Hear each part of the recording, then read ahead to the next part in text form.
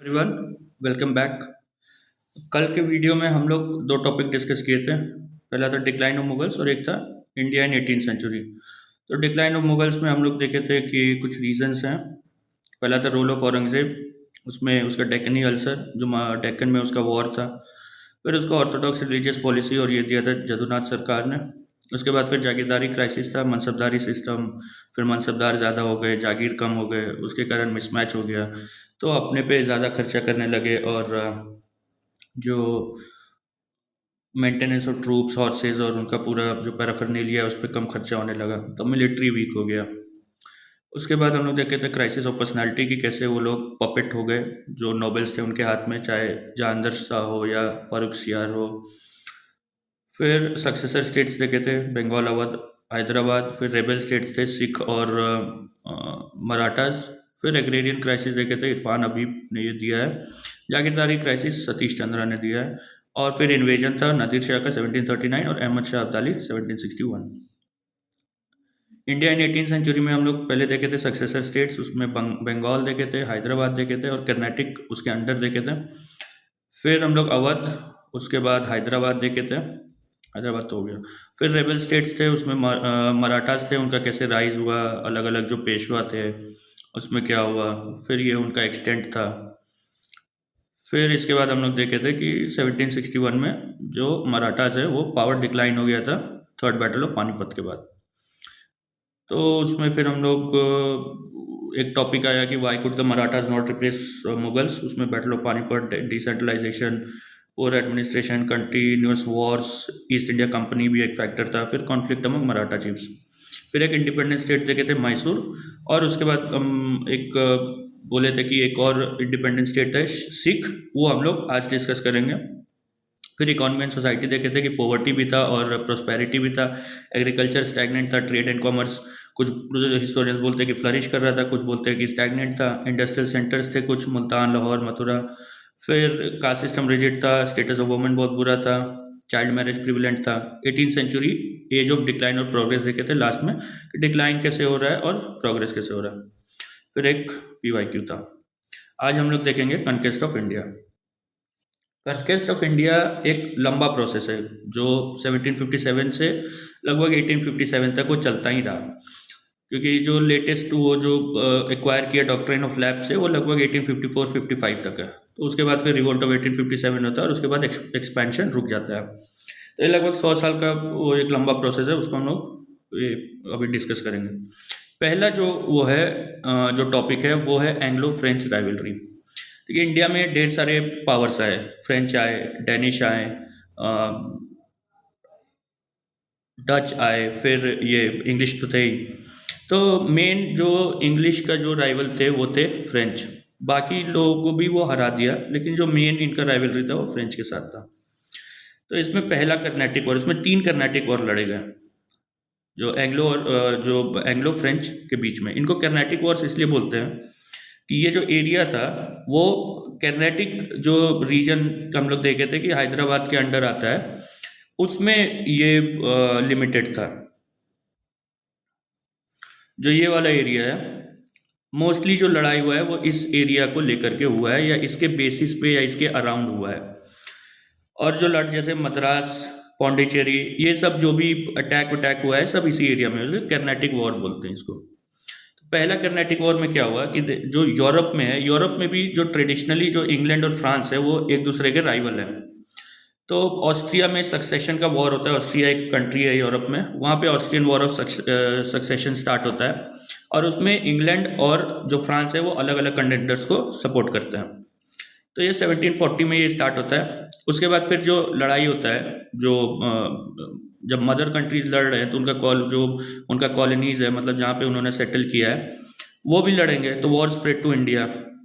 तो अब ये ऐसा लड़ाई नहीं होता था कि जैसे कोई एक बैटल हो गया और उसमें लड़ाई खत्म हो गया। ये लड़ाई चलता था लंबा कि कभी ये इस पे अटैक कर रहा है, वो उस पे अटैक कर रहा है। जैसे ये उसको जैसे रशिया यूक्रेन का है, वो चला जा रहा है चला जा रहा है, ऐसा ही लड़ाई उस समय भी होता था। तो स्टार्ट होता है 1745 में, सॉरी 1740 में। उसके बाद इधर उधर कोई ये लोग एक दूसरे को, कोई ये जीत रहा है, कोई वो जीत रहा है। 1745 में एक इम्पॉर्टेंट इवेंट होता है कि जो इंग्लिश शिप्स हैं वो फ्रेंच शिप्स को कैप्चर करते हैं और पौंडीचेरी को थ्रेटन करते हैं। पौंडीचेरी जो था वो फ्रेंच का इंडिया में सबसे इम्पोर्टेंट सेंटर था, पौंडीचेरी, माहे, कराईकल, ये सब। तो पौंडीचेरी को थ्रेटन हुआ। तो अगले साल 1746 में जो फ्रेंच होते हैं वो मद्रास पे अटैक कर देते हैं, जो इंग्लिश का बहुत इंपॉर्टेंट जो प्रेसिडेंसी टाउन है। फिर ब्रिटिश चले जाते हैं वहाँ के नवाब के पास, कर्नाटक के नवाब के पास, कि भाई देखिए ये जो भी मैटर हो रहा है वो अभी देखें हम लोग कि कर्नाटक में हो रहा है। तो उसको बोले कि भाई हमारे जो आपके राज्य में हमारे साथ ऐसा वो हो रहा है, तो आप हमें मदद करो। तो नवाब ने एक आर्मी भेज दिया इंग्लिश के सपोर्ट में, वो फ्रेंच हार गए, वो आर्मी फ्रेंच ने हरा दिया। ये ऐसा बार बार आएगा कि इन जो यूरोपियन आर्मीज है, छोटा रहता है 250, 300, 1200, 1500, और वो 10,000, 12,000, 15,000 के आर्मीज को हरा देता है। तो वो इसलिए कि उनका ट्रेनिंग बेटर है, उनका ऑर्गेनाइजेशन बेटर है, उनका आर्म्स बेटर है, उनके पास बेटर रिसोर्सेज हैं। ये आगे हम लोग देखेंगे। तो वो आर्मी भेजता है, ये जो भी ये नवाब है, और फ्रेंच उसको हरा देता है।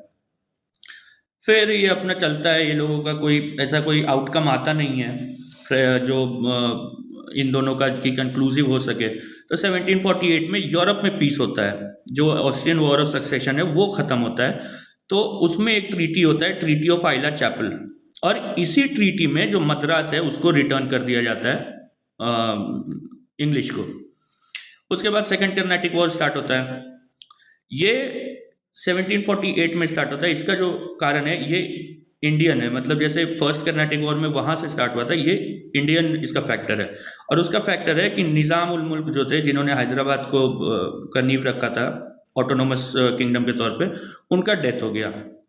अब यहाँ पे दो कंटेंडर रहे, एक नसीर जंग आए जो उनके बेटे थे, एक मुजफ्फर जंग आए जो निज़ाम उल मुल्क के ग्रैंडसन थे। ये दोनों आपस में वो लड़ने लगे कि गद्दी पे कौन बैठेगा। तो नसीर जंग को सपोर्ट किया इंग्लिश ने और मुजफ्फर जंग को सपोर्ट किया फ्रेंच ने। साथ ही साथ जो कर्नाटिक था, जो हैदराबाद के अंडर जो रीजन था कर्नाटिक, उसका जो नवाब है वहाँ पे भी एक वॉर ऑफ सक्सेशन होता है। तो एक रहते हैं चंदा साहिब, एक रहता है नवाब अनवरुद्दीन। तो नवाब एक को फिर फ्रेंच सपोर्ट करते हैं चंदा साहिब को, और अनवरुद्दीन को सपोर्ट करते हैं इंग्लिश। फिर 1749 में ये जो चंदा साहिब है और जो मुजफ्फर जंग है और जो फ्रेंच है, ये तीनों मिलके अनवरुद्दीन को इसको हरा देते हैं और मार देते हैं। ये अंबूर में होता है।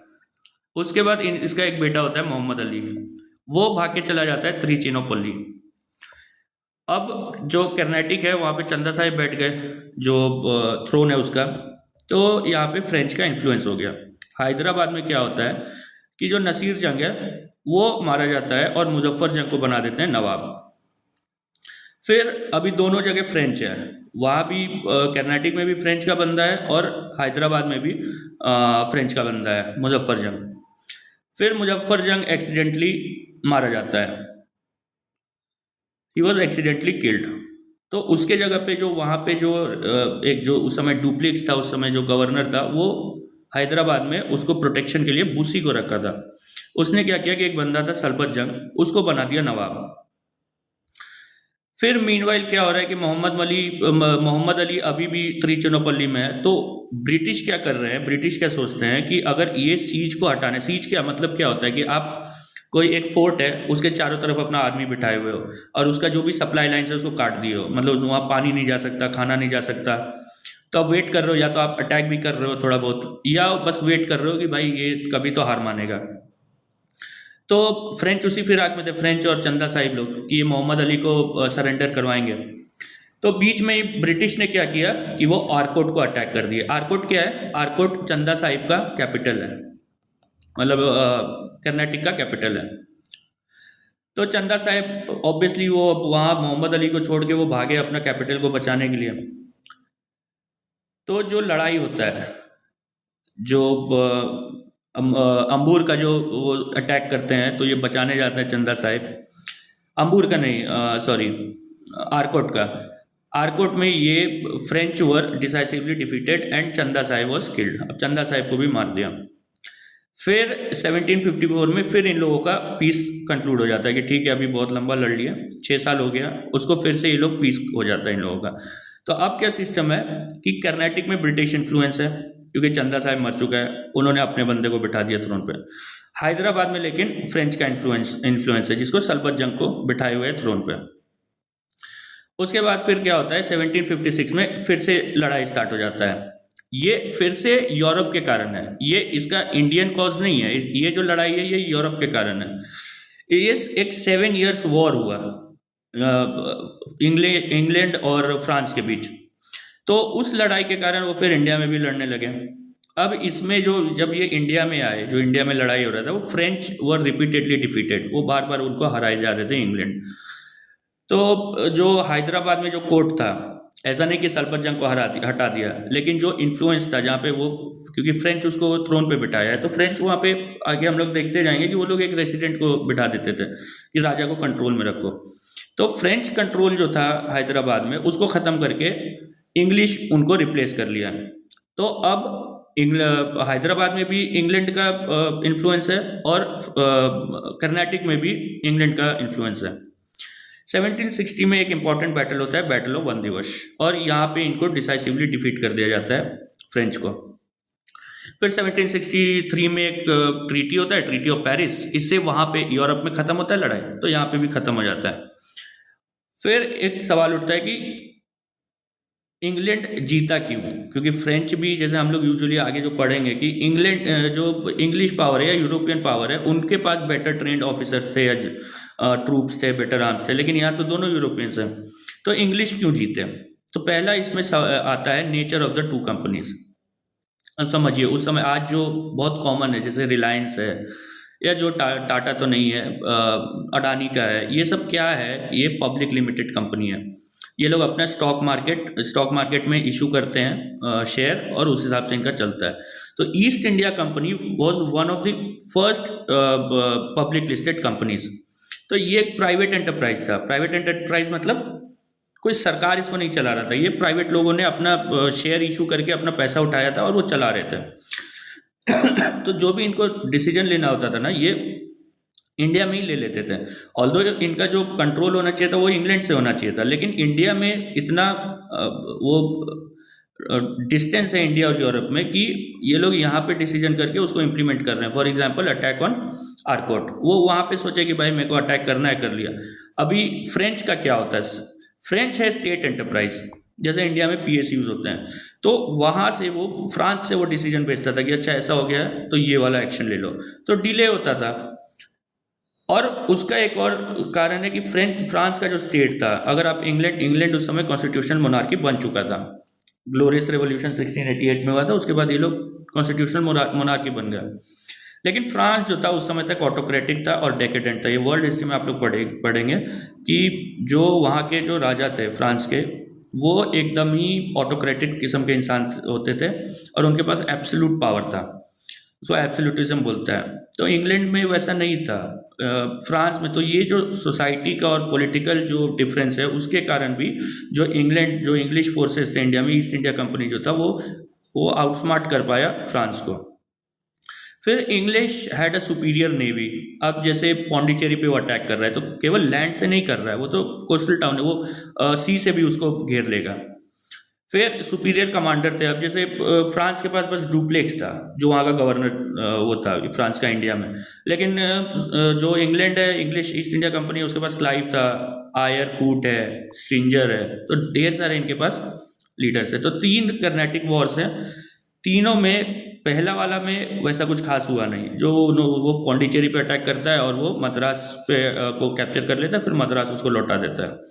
सेकंड में जो कंक्लूजन होता है तो उसमें एक जगह जो कर्नाटक और हैदराबाद का मुद्दा रहता है, उसमें कर्नाटक में ब्रिटिश का इन्फ्लुएंस हो जाता है और हैदराबाद में फ्रांस का इन्फ्लुएंस हो जाता है। फिर थर्ड कर्नाटक वॉर में जो हैदराबाद का कोर्ट है, वहाँ पे भी ब्रिटिश अपना इन्फ्लुएंस एस्टैब्लिश कर लेते हैं और जो बाद में बैटल ऑफ बंदीवश होता है उसमें वो फ्रेंच पूरे एनाइलेट ही हो जाते हैं इंडिया में।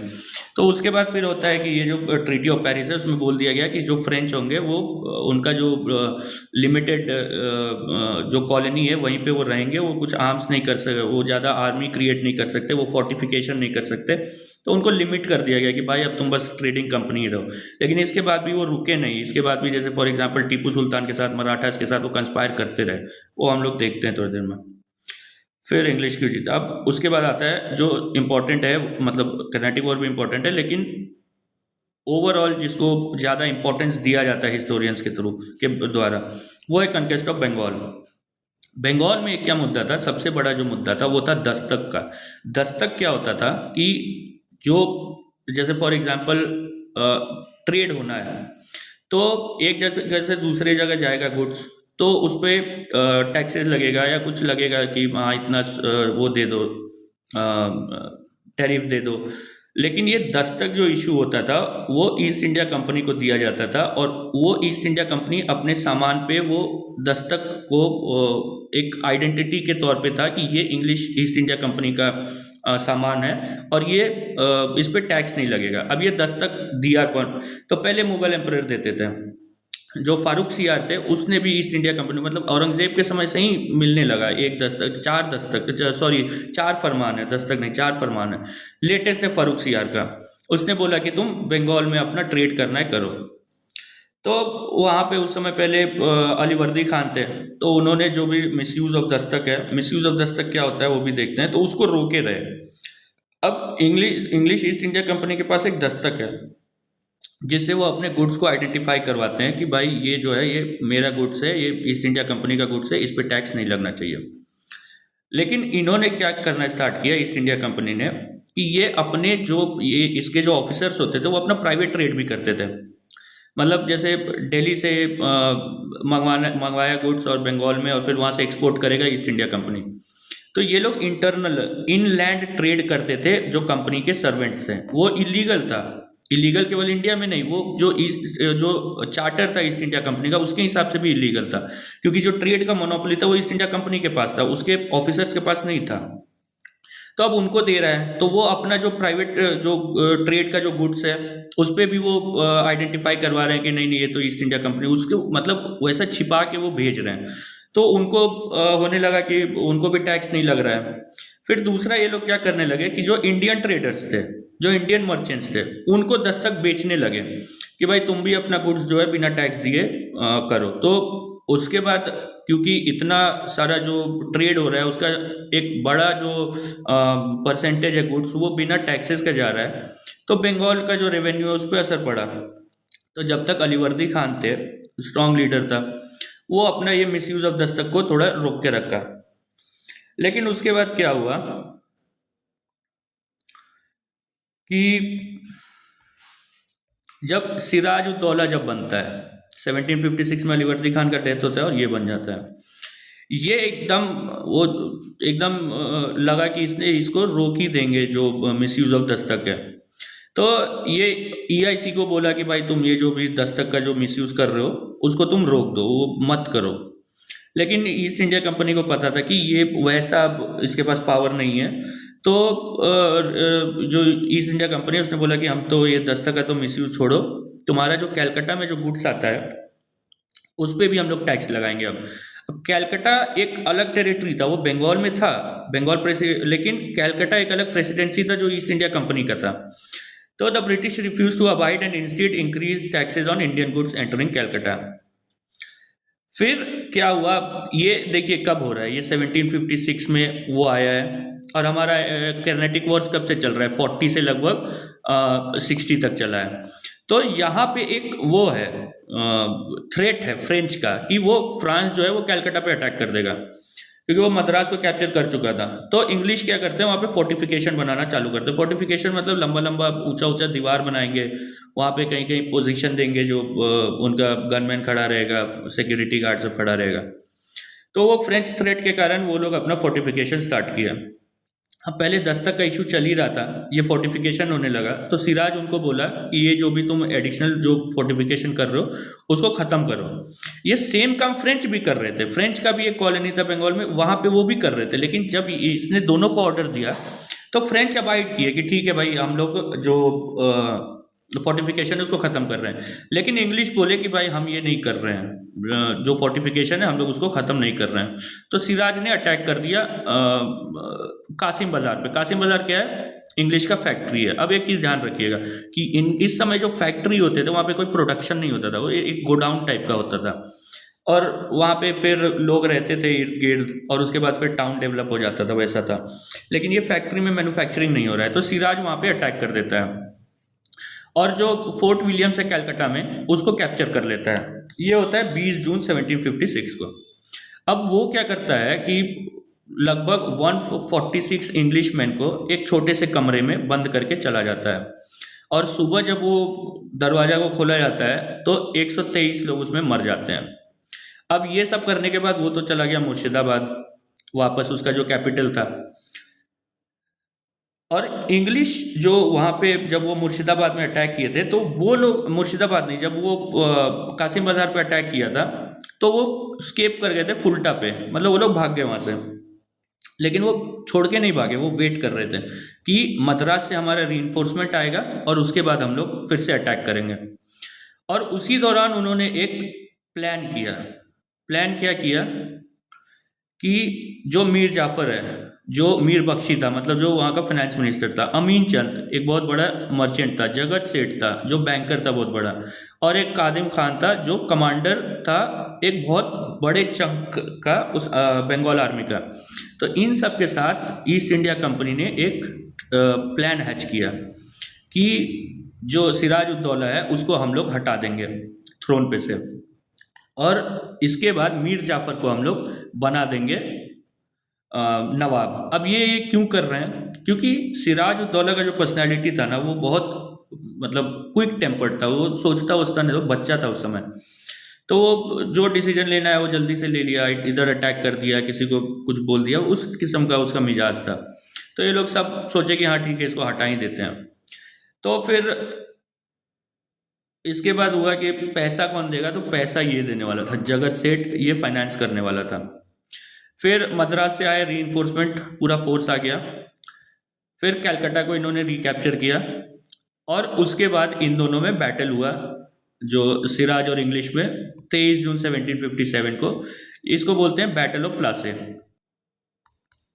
ये इंपॉर्टेंट एक टॉपिक है, बैटल ऑफ प्लासे। उसके बाद ये क्या जो, क्योंकि ये पूरा प्लान इन लोगों का था कि भाई जो तुम्हारा कमांडर है उसको तुमने अपने में मिला लिया है, जो तुम्हारा मीर बख्शी है जो फाइनेंस मिनिस्टर है, बेसिकली जो सबसे इंपॉर्टेंट मिनिस्टर होता है, वो तुम्हारे साथ है। तो ये बैटल कुछ बैटल नहीं था, वहाँ दोनों फोर्सेस मिले। जो सिराज उद दौला का जो छोटा सा जो आर्मी था उसका छोटा सा एक हिस्सा अंग्रेजों से लड़ा, और वो जो मेजॉरिटी ऑफ द फोर्सेस थे वो लड़ा भी नहीं, वो बस ऐसे ही खड़ा रह गया। तो सिराज उद दौला को इन्होंने पकड़ा और उसका गला काट दिया। He was defeated, captured and killed. Defeated तो बोलना भी नहीं चाहिए क्योंकि वो पहले ही हार चुका था। तो इसमें क्या क्या हुआ?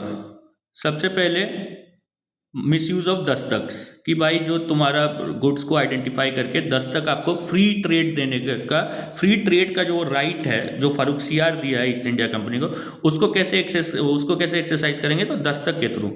अब दस्तक मिलता था ईस्ट इंडिया कंपनी के लिए, लेकिन वो क्या कर रहे थे कि वो इंडियन मर्चेंट्स को भी बेच रहे थे और अपने प्राइवेट जो ट्रेड है उसमें भी यूज़ कर रहे थे। तो फिर सिराज उनको बोला कि भाई, सिराज बनता है 1756 में, ये बोलता है कि मिसयूज ऑफ दस्तक को तुम रोको। ईस्ट इंडिया कंपनी बोला नहीं रोकेंगे, और जो कलकत्ता में उनका गुड्स आ रहा है उस पर भी उसने टैक्स लगा दिया। उसके बाद फिर जो कलकत्ता में जो इंडियन गुड्स घुस रहे थे, जा रहे थे, क्योंकि कलकत्ता एक पोर्ट है तो जाएगा ही, यहाँ पे लोग रह रहे थे तो सेल करने के लिए जाते होंगे, तो उस पर टैक्स बढ़ा दिया। और फिर फोर्टिफिकेशन स्टार्ट कर दिया फ्रेंच के थ्रेट से। उसको भी बोला सिराज ने कि रोको, उसने नहीं रोका ईस्ट इंडिया कंपनी ने, तो इसने अटैक कर दिया कासिम बाजार पे। कासिम बाजार में होता है ब्लैक होल ट्रेजेडी, जिसमें 146 लोग में से 123 लोग मर जाते हैं। फिर सिराज आता है वहाँ पे, वो जीत के उसको लगा कि भाई मैं तो जीत गया। उसके बाद वो मुर्शिदाबाद वापस आ जाता है अपने कैपिटल पे। और इंग्लिश प्लान करते हैं कि इसको हम लोग मारेंगे, इसको हटाएंगे। तो ये प्लान करते हैं कि मीर जाफर को हम लोग नवाब बनाएंगे। तो फिर रीइंफोर्समेंट आता है मद्रास से, ये लोग प्लासे में मिलते हैं। बैटल ऑफ प्लासे मतलब प्लासे जो जगह है वहाँ पे लड़ाई हुआ है, वहाँ पे उसको हरा देते हैं, पकड़ते हैं और मार देते हैं। तो कंपनी को इससे क्या क्या मिला उस जस्ट इमीडिएटली उसके बाद, कि एक तो आप undisputed right to free trade in Bengal, Bihar and Orissa. अब देखिए ईस्ट इंडिया कंपनी को केवल ये नहीं मिला, अब उसके प्राइवेट जो उसके जो ऑफिसर थे उनको भी मिल गया ये राइट कि भाई जो बंगाल, बिहार और उड़ीसा का जो भी, बेसिकली बिहार और उड़ीसा उस समय बंगाल के पार्ट थे, तो उनको हो गया कि भाई अब तो कोई हमसे दस्तक का भी अब जरूरत नहीं है, नवाब हमारा है, हमको जो जैसा ट्रेड करने का मन करेगा करेंगे। फिर 24 परगनास का उसको जमींदारी मिल गया। जमींदारी मतलब कि उस एरिया से 24 परगनास से जो भी लैंड रेवेन्यू आएगा वो इंग्लैंड को चला जाएगा। अब कलेक्शन का राइट उसी के पास है, नवाब के पास, कलेक्ट वही करेगा, लेकिन वो जितना भी आएगा वो चला जाएगा उसके पास, ईआईसी के पास। फिर ऐसा कुछ 17,700,000 was paid to company as compensation for attack on Calcutta. तो कैलकाटा पे अटैक हुआ था जो उसने किया था सिराजुद्दौला ने, तो उसके लिए कंपनसेशन भी मिला। फिर ढेर सारा गिफ्ट मिला क्लाइव को, जैसे 2 मिलियन, वॉट्स को 1 मिलियन। और ईस्ट एक अंडरस्टैंडिंग था कि ये अज्यूम किया गया कि East India Company officials would also not be asked to pay taxes on the private trade. फिर उसके बाद क्या हुआ कि देखिए इसको कितना पैसा मिला ईस्ट इंडिया कंपनी को, ये मिलियंस में मिल गया, फिर इनको मिलियंस में मिल गया, और फिर 24 परगनास का जो रेवेन्यू है, लैंड जमींदारी है, वो मिल गया। उसके बाद भी वो मीर जाफर को फोर्स करते रहेंगे, और दो और दो और गिफ्ट दो और पैसा दो और पैसा दो। तो मीर जाफर का ट्रेजरी खाली हो गया। मीर जाफर ने हाथ खड़ा कर दिया कि भाई अब मेरे पास पैसा नहीं है। तो उसको हटा करके उसके सन इन लॉ मीर कासिम को बना दिया नवाब। अब मीर कासिम जो था थोड़ा इंडिपेंडेंट माइंडेड आदमी था। वो क्या बोला कि भाई जब ये हमको जब नवाब बनाया तो इंग्लिश को मैंने पैसा दे दिया, तो अब जैसे उसने क्या किया कि जमींदारी दिया 24 परगनास के एडिशन में, बुर्दवान का, मिदनापुर का, चित्तगांव का 2.9 मिलियन दिया हाई ऑफिशियल्स को। तो उसने बोला कि जब मैंने इंग्लिश ईस्ट इंडिया कंपनी को इतना दे दिया है तो अब तो I should be allowed to rule as I wish.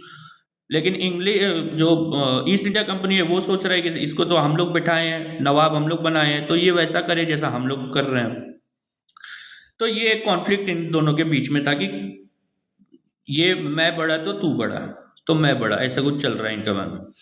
फिर इसने देखा मीर कासिम ने कि भाई मिसयूज ऑफ दस्तक तो चल ही रहा है तो उसने क्या किया कि to stop the misuse of dastak, Mir Qasim abolished all taxes on internal trade. कि इनको यही था ना कि दस्तक के कारण तुम्हारा जो सामान जा रहा है वो इंडियन मर्चेंट से सस्ता जा रहा है, तो उसने सारा जो भी टैक्स था इंटरनल ट्रेड पे वही हटा दिया। अब ईस्ट इंडिया कंपनी बोला कि भाई जो तुम टैक्स हटाए उसको लगाओ, हमारा नुकसान हो रहा है। तो मीर कासिम ने रिफ्यूज कर दिया कि नहीं ये टैक्स तो अब नहीं लगेगा। तो उसको फिर ईस्ट इंडिया कंपनी ने एक सीरीज ऑफ बैटल्स, 3-4 बैटल, उसको हरा दिया 1763 में। अब मीर कासिम को लेकिन वो पकड़े नहीं, दे कुडंट किल हिम, तो वो भाग गया अवध। अवध एक हम लोग देख चुके हैं सक्सेसर स्टेट था। तो वहां पे उसने नवाब जो वहां का था शुजाउद्दौला, उसके साथ एक अलायंस किया और उस अलायंस में शामिल किया शाह आलम टू को, जो उस समय मुगल एम्परर थे। ये तीनों, तब ये सवाल ये हुआ कि नवाब इसको क्यों ज्वाइन कर रहा है, शाह आलम क्यों ज्वाइन कर रहा है। इन लोगों को भी प्रॉमिस किया कि भाई तेरे को भी पैसा देंगे, तेरे को कुछ टेरिटरी दे देंगे। तो ये लोग फिर गए लड़ने के लिए ईस्ट इंडिया कंपनी से। तब होता है battle of Buxar. Battle of Buxar होता है अक्टूबर 1764 में। इसमें ये तीनों को हरा दिया जाता है। इंग्लिश इमर्ज्ड विक्टोरियस, उन्होंने तीनों शुजाउद्दौला, मीर कासिम और शाह आलम टू को हरा दिया। तब जो ये जो डिफीटेड पार्टीज हैं और जो ये ईस्ट इंडिया कंपनी है, इनके बीच में होता है treaty of Allahabad. Treaty of Allahabad में क्या होता है कि English got the diwani rights of Bengal, Bihar and Orissa, while Shah Alam was given the districts of Kara and Allahabad and a subsidy of 26 lakhs. अब इसमें देखिए कि अंतर क्या है। एक वहां पे जब वो जीत रहे हैं तो उनको मिल रहा है जमींदारी राइट, लेकिन यहाँ इनको मिल रहा है दीवानी राइट। इन दोनों में अंतर क्या है? जमींदारी राइट जो है, आप अगर उनको जमींदार भी बन गए, जो इंग्लैंड है वो अगर जमींदार बना है, तो सॉवरेन वो नवाब ही है, वो भले ही उसका जमींदारी दे दिया हो। जैसे कल हम लोग पढ़े थे जागीरदारी क्राइसिस में कि जागीर इधर से उधर, जो जागीरदार थे या मनसबदार थे उनको इधर से उधर ट्रांसफर किया जाता था। तो जो जमींदार होते थे उनको लैंड को वो ओन नहीं करते थे, उनको बस राइट टू कलेक्ट रेवेन्यू था कि वो जो भी रेवेन्यू आएगा उसको तुम कलेक्ट करोगे। दीवानी का क्या मतलब हो गया कि जो राइट ही नहीं, जो लैंड का जितना भी राइट है उसके ऊपर, लैंड के ऊपर, वो तुम्हारा हो गया। तुम केवल रिवेन्यू कलेक्ट नहीं कर रहे हो, तुम ऐसा नहीं है कि तुम्हारा बस लैंड जो रिवेन्यू आ जाए, जो रिवेन्यू आएगा वो तुम रखोगे। दीवानी हो गया कि जो सॉवरेंटी है लैंड के ऊपर, वो चला जाएगा इंग्लिश ईस्ट इंडिया कंपनी को। सॉवरेंटी मतलब दो फंक्शन होते थे पहले, एक होता था निजामत और एक होता था दीवानी। निजामत मतलब लॉ एंड ऑर्डर, और दीवानी मतलब राइट टू कलेक्ट टैक्सेस। अब निजामत एक आदमी कर रहा है, जैसे अगर ईस्ट इंडिया कंपनी ने मुगल एम्पायर का एक जो प्रोविंस है, सूबा जिसको बोलते थे, बंगाल है, तो उसमें एक होगा उनका नवाब या सूबेदार। तो वो क्या करेगा, वो उसका निजामत देखेगा, मतलब उसका जो उसका लॉ एंड ऑर्डर सिस्टम है वो देखेगा। और एक होता था दीवान, दीवान देखता था दीवानी, तो दीवानी होता था लैंड रिवेन्यू कलेक्ट करने का राइट। तो ये एक तरह से एम्परर उसको डेलीगेट कर रहा है। ये दोनों राइट जो है, ये है एम्परर का, ये सॉवरेन राइट है, जो राजा होगा उसके पास राइट रहेगा। लेकिन इसको वो डेलीगेट करता था अपने नवाब को और अपने दीवान को। तो ये जो राइट है, आधा जो हिस्सा है इस सॉवरेंटी का, वो चला गया इंग्लिश के पास। तो ये एक मेजर, मतलब वो एक पॉलिटिकल पावर, उसका जो नींव है पॉलिटिकल, उसका पॉलिटिकल एग्जिस्टेंस का ईस्ट इंडिया कंपनी का इंडिया में, वो ये ट्रीटी ऑफ इलाहाबाद और ये जो राइट है दीवानी राइट, इससे उसको मिला है। तो ये बहुत इंपॉर्टेंट चीज़ है कि एक, ठीक है, वो जो मीर कासिम को या मीर जाफर को जो भी वो बना रहा है, जमींदारी दे रहा है, वो एक उतना इंपॉर्टेंट चीज़ नहीं है, क्योंकि उसे बस लैंड रिवेन्यू जा रहा है। लेकिन यहाँ पे लैंड रिवेन्यू कलेक्ट करने का ही राइट जा रहा है कि जो लैंड रिवेन्यू जिसका होना चाहिए, वो अब मतलब जो सॉवरेन फंक्शन है उसको डिवाइड कर दिया गया है और आधा दे दिया गया है ईस्ट इंडिया कंपनी को। बेसिकली जो दीवान है वो अब ईस्ट इंडिया कंपनी है। फिर अवध को बोला कि 50 लाख रुपए तुम इंडेमनिटी दोगे, और एक ट्रीटी साइन किया गया। ये बाद में इसको और रिफाइन कर करके ये लोग सब्सिडरी अलायंस बनाए, ये हम लोग लास्ट में देखेंगे। उसमें क्या बोला कि जो कंपनी है वो अगर अवध पे कोई भी अटैक होता है तो वो उसके मदद के लिए आएगा। तो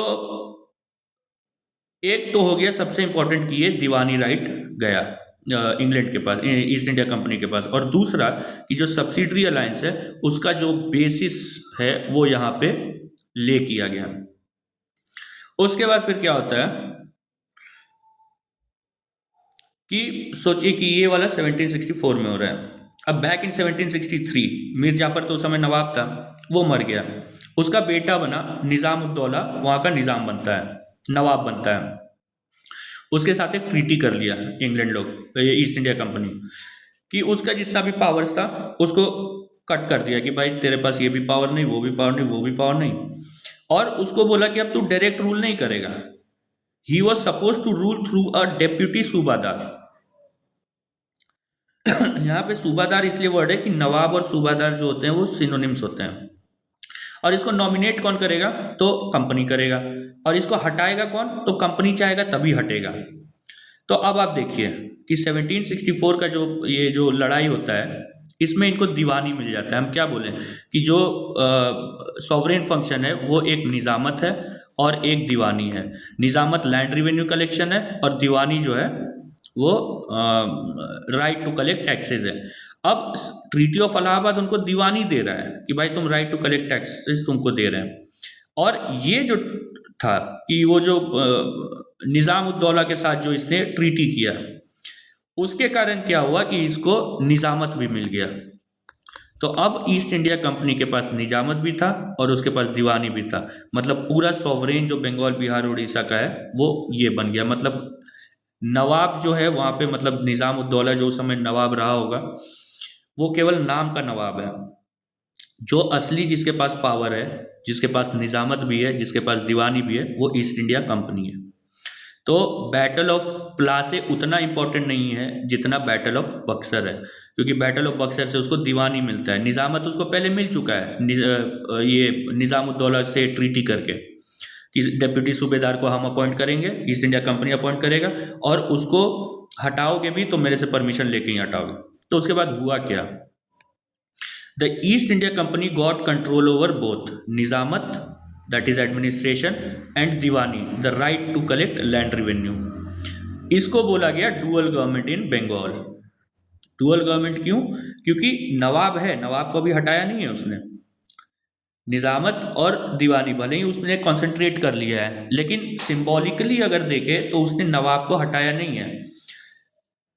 तो EIC held diwani right and it controlled nizamat, और निज़ाम को भी उसने नहीं हटाया, लेकिन निजामत को कैसे कंट्रोल कर रहा है, तो उसका जो नॉमिनेट जो पावर है with the authority to nominate deputy subahdar. तो इसको बोला गया डुअल और डबल गवर्नमेंट। ये जो टर्म है डुअल और डबल गवर्नमेंट, ये जो बिपिन चंद्रा का किताब है उससे उसमें ये टर्म यूज किया हुआ है। मतलब डुअल गवर्नमेंट तो सब बोलते हैं, लेकिन डबल गवर्नमेंट ये वहीं पे लिखा हुआ था। It held a great advantage for the British. अब क्या हो रहा है, ब्रिटिश को देखिए क्या हो रहा है कि जो पैसा कलेक्ट करेगा, पहले क्या हो रहा था, ईस्ट इंडिया कंपनी ये सब पहले, मतलब जब अकबर और जहांगीर लोग थे, तो एक निज़ाम होता था, वो रूल कर रहा है, वो एडमिनिस्ट्रेशन देख रहा है, और दीवान जो है वो अपना लैंड रेवेन्यू कलेक्ट कर रहा है। दोनों एक दूसरे को काउंटर बैलेंस कर रहे हैं, और जो पैसा है वो जो भी खलीसा लैंड है तो वो जा रहा है बादशाह के पास।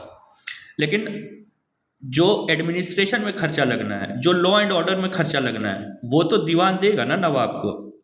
लेकिन अब जब ईस्ट इंडिया कंपनी एक डिप्टी सूबादार बना दे रहा है और वो खुद दीवानी को कंट्रोल कर रहा है, तो क्या हो रहा है कि द ब्रिटिश, मतलब East India Company, had the power without responsibility. The nawab and his officials had the responsibility of administration but not the power to discharge it. वो तो अपना डिप्टी सूबेदार लगा दे रहा है कि जाओ भाई काम करो, लेकिन वो उस पैसे का वो दे नहीं रहा है। वो बाद में हम लोग देखेंगे कि वो जो जितना पैसा आया उसको लैंड रेवेन्यू से, वो सारा और सामान खरीद रहा है इंडिया से कि यूरोप में एक्सपोर्ट कर देंगे हम लोग। Company started using the revenue of Bengal to buy Indian goods for export to Europe. तो जो पैसा एडमिनिस्ट्रेशन में जाना था, लॉ एंड ऑर्डर में जाना था, जो इरिगेशन पे लगना था, जो ड्रॉट मेजर्स में लगना था, ड्रॉट रिलीफ मेजर्स में लगना था, हेल्थ पे लगना था, एजुकेशन पे लगना था, वो सब पैसा वो सामान खरीद करके भेजने लगा। अब वहाँ लॉ एंड ऑर्डर खराब होने लगा, एडमिनिस्ट्रेशन खराब होने लगा। तो the revenue that should have been used for people's welfare was used as investment. उसको बोलते थे कंपनी, जो ईस्ट इंडिया कंपनी है वो ये टर्म यूज करता था, इन्वेस्टमेंट बाय द कंपनी।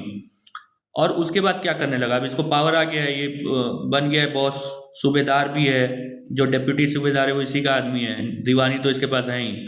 तो ये जो, और ये है क्या असल में, ये अभी भी ट्रेडिंग कंपनी है, इसको इंडिया से गुड्स खरीदना है और इसको यूरोप बेचना है, यूरोप में बेचना है।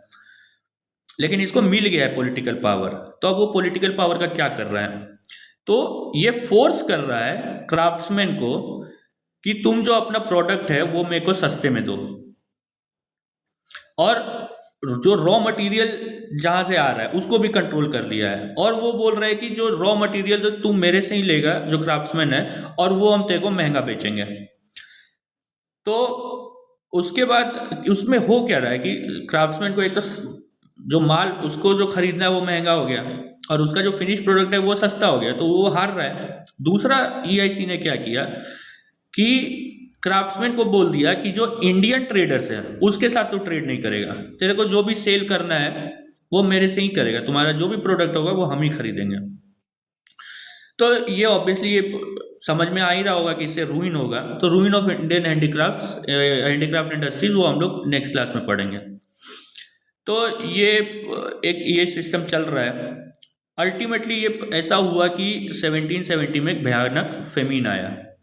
अब ये देखिए क्लाइव क्या बोलता है कि I shall only say that such a scene of anarchy, confusion, bribery, corruption and extortion Anarchy, confusion, bribery, corruption, extortion was never seen or heard of in any country but Bengal, nor such and so many fortunes acquired in so unjust and rapacious a manner. The three provinces of Bengal, Bihar, Odisha, producing a clear revenue of 3 million sterling, have been under the absolute management of the company's servants ever since Mir Jafar's restoration to the Subaship, and they have both civil and military exacted and levied contributions from every man of power and consequence, from Nawab down to the lowest zamindar. वो खुद बोल रहा है कि भाई ये देखो हम लोग करप्शन किए, ब्राइबरी किए, अनजस्ट वे में, रेपेशियस मैनर में पैसा कलेक्ट किए। कब से? जब से मीर जाफर को सूबाशिप बना, मतलब सूबा जो सूबेदार बना है। फिर ये जो डुअल गवर्नमेंट था, पूरा मतलब जो बंगाल है वो ख़त्म हो गया 7-8 साल में। 64 से 72 के बीच में जो बंगाल है वहाँ पे लोग ऐसा पोवर्टी में गए कि फिर वो जो एक असल में एक ट्रेडिंग हब था वो पूरा ख़त्म हो गया। तो वैरेन हेस्टिंग्स एक बनते हैं गवर्नर, उसने 1772 में इसको ख़त्म कर दिया और बोला कि जो भी ये अब एडमिनिस्ट्रेशन है उसको हम लोग खुद करेंगे, मतलब जो हम लोग डिप्यूटी सूबेदार से करवा रहे थे वो काम अब हम लोग खुद करेंगे। दीवानी तो है ही मेरे पास, पैसा तो हम लोग कलेक्ट कर ही रहे हैं, लैंड रिवेन्यू। अब ये भी बात होता है कि जब ये तुम ऐसा काम कर रहे हो तो लैंड रिवेन्यू घटेगा ना। तुम एग्रीकल्चर पे ध्यान नहीं दे रहे हो, तुम इरिगेशन नहीं प्रोवाइड कर रहे हो, और तब तुम जो इसका जो क्राफ्ट्समैन है और ये लोग हैं उसको भी तुम तंग कर रहे हो, तुम्हारा तो लैंड रेवेन्यू घटेगा। ये बात सही है, लेकिन उसमें क्या करते थे ये लोग कि एकदम फोर्सफुली वो कलेक्शन का जो वो मैनर था वो एकदम वो था, क्या बोलेंगे, बहुत बारबेरिक था। जो नहीं देता था उसको मारते थे, और उसके कारण ये लोग का लैंड रेवेन्यू तो कलेक्ट हो ही रहा था इधर उधर से। देखिए क्या लिखा है, from nawab down to the lowest zamindar, exacted and levied contribution, मतलब सबको एकदम लूट लिया। तो इसको फिर ख़त्म किया। तो ये था कनकेस्ट ऑफ बंगाल। इसके बाद है एंग्लो मराठा वॉर्स। अब मराठास को हम लोग देख चुके हैं कि मराठास जो हैं उनका भारी एकदम पूरे यहाँ पे मैप नहीं है, इस वाले में है, जो ऑलमोस्ट पूरे इंडिया को ये लोग कंट्रोल कर रहे हैं। ये है मराठास का मैप, देख लीजिए। यहाँ पे थोड़ा सा बंगाल होगा, यहाँ मुर्शिदाबाद है, यहाँ पे अवध है। अवध भी इनसे ट्रीटी कर लिया कि भाई मेरे को अटैक मत करो भाई, ये निज़ाम है, ये तो लड़ते ही रहता था इनसे। यहाँ पे मैसूर है, और पूरा यहाँ पे ये लोग मराठास पूरे स्प्रेड कर गए। अब देखेंगे धीरे धीरे इनको कैसे ख़त्म हुए।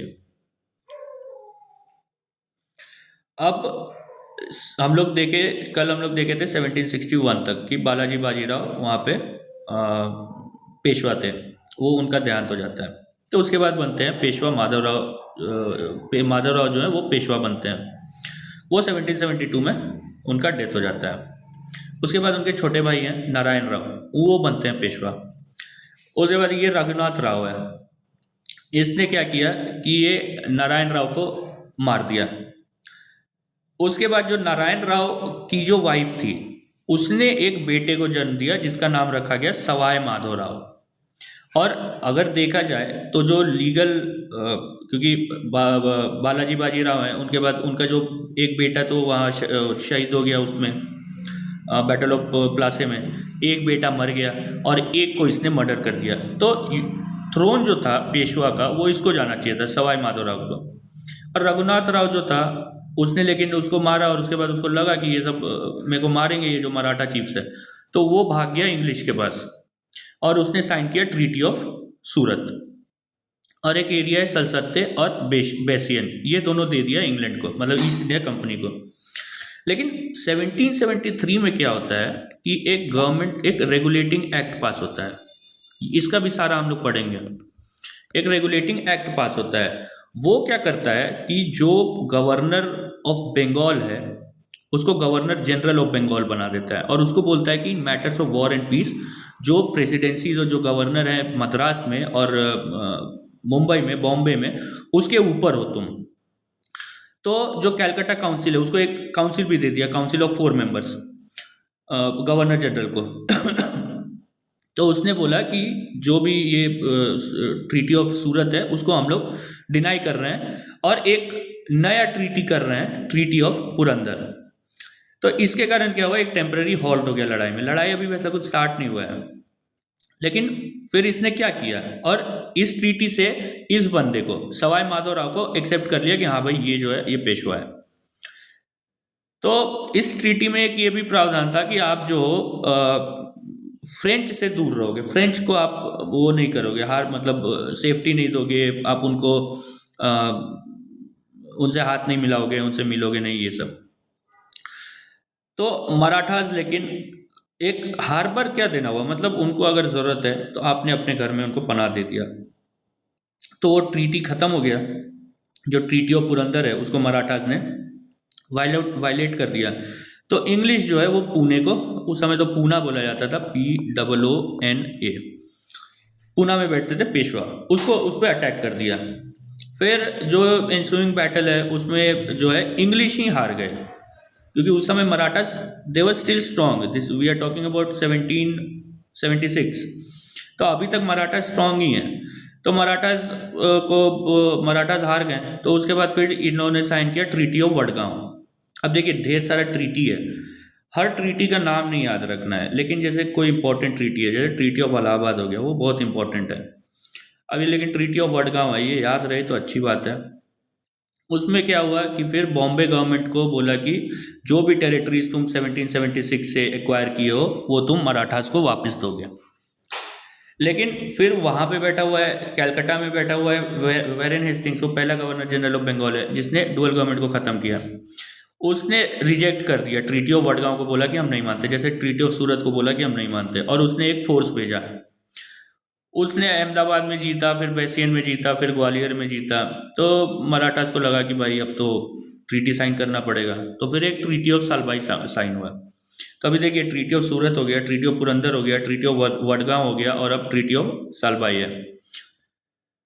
इसमें क्या हुआ कि दो जो एरिया थे, सलसत्ते और बैसियन, तो सलसत्ते दे दिया इंग्लिश को, और सलसत्ते और बैसियन तो ट्रीटी ऑफ सूरत से ही चला गया था। लेकिन इसमें भी हुआ कि हाँ सलसत्ते जो है वो उधर जाएगा और बैसियन जो है मराठास को मिलेगा। फिर any territory acquired in 1776 by the EIC including Bassein would be return to the Marathas. फिर बोला कि English would not provide any help to Raghunath Rao. Raghunath Rao कौन है, जिसने उस पेशवा को मारा था, नारायण राव को। यहाँ हम लोगों ने देखा कि नारायण राव को उसने मार दिया।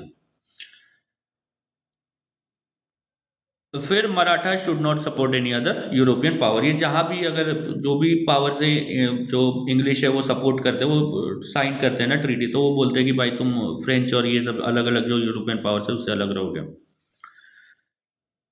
फिर ये 1782 में ये साइन होता है ट्रीटी ऑफ सलबाई। अब 20 साल तक एकदम शांति रहता है इन दोनों के बीच में। लेकिन उसमें क्या हो रहा है, इंग्लैंड जो है वो इधर लड़ रहा है उधर लड़ रहा है, अपना कंसोलिडेट कर रहा है। जैसे फॉर एग्जांपल 1799 में वो टीपू सुल्तान को हराता है। लेकिन मराठास क्या करते हैं ये 20 साल में कि आपस में ही लड़ रहे हैं। जो पेशवा है वो भोसले पे अटैक कर रहा है, उसको मार रहा है, भोसले होलकर पे अटैक कर रहा है। ऐसा इन लोगों का चल रहा है आपस में कि पेशवा हम बना दे, पेशवा तुम बना दो। अब 1795 में जो है बाजीराव बनता है पेशवा, बाजीराव 2 1795 में। 6 साल बाद 1801 में ये यशवंतराव होलकर है, इसके भाई को मार देता है वो। तो अब उसको फिर जो इन दोनों में लड़ाई होता है, होलकर और सिंधिया साथ रहता है पेशवा के, उन दोनों को हरा देता है होलकर 1802 में। तो फिर जैसा वो रघुनाथ राव किया, बाजीराव जो है वो इंग्लैंड चला गया, वो इंग्लिश के पास चला गया। फिर यहाँ पे इसने ट्रीटी ऑफ बैसियन साइन किया।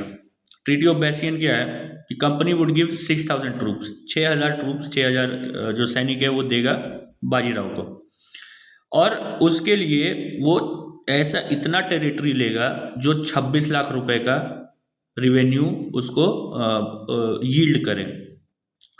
जो सूरत है वो चला जाएगा ईस्ट इंडिया कंपनी को। अगर कोई भी जो निज़ाम और उसके बीच में कोई भी लड़ाई होता है, हम लोग देखेंगे कि निज़ाम और मराठास में हमेशा लड़ाई चलते रहता है, तो उसमें कंपनी का आर्बिट्रेशन उसको मानना पड़ेगा। फिर वही बात कि Peshwa would not employ any other European. फिर ये ट्रीटी के बाद Scindia, Bhonsle and Holkar try to assert Maratha Maratha independence. अब क्या हो रहा है कि जैसे मराठा, जैसा हम लोग देखें कि अलग अलग चीफ्स का वो एरिया है, अलग अलग, एक इंदौर में होलकर है, गायकवाड़ है, भोसले है, तो सिंधिया है, तो पेशवा से ट्रीटी कर लिया। लेकिन जो सिंधिया और भोसले और होलकर है, ये लोग बोले कि नहीं, हम लोग मराठा हैं, हम लोग बहुत वो हैं, आज़ादी प्रिय आदमी हैं, we will assert our independence. फिर इन्होंने जब असर्ट किया अपना इंडिपेंडेंस, तो उनको भी एक एक करके हरा दिया। अब देखिए, ये एक एक करके हरा रहा है, इसलिए इंग्लैंड ईस्ट इंडिया कंपनी जीतते जा रहा है, क्योंकि पेशवा ट्रीटी कर रहा है तो वो लोग जाके लड़ रहे हैं, उसमें से कोई अगले लड़ाई में ट्रीटी कर रहा है तो पेशवा जाके लड़ रहा है, तो one one by one in लोगों को हराते गया। अब देखिए, जब ट्रीटी ऑफ इलाहाबाद होता है, तब इंग्लिश का जो टेरिटरी है वो देखिए कितना कम है। ये इसमें अवध को भी इंक्लूड किया है क्योंकि उससे ट्रीटी हो गया था। तो यहाँ से यहाँ तक ये इंग्लिश का टेरिटरी है, ये जो भी यहाँ तक, और यहाँ छोटा सा टेरिटरी इंग्लिश का है।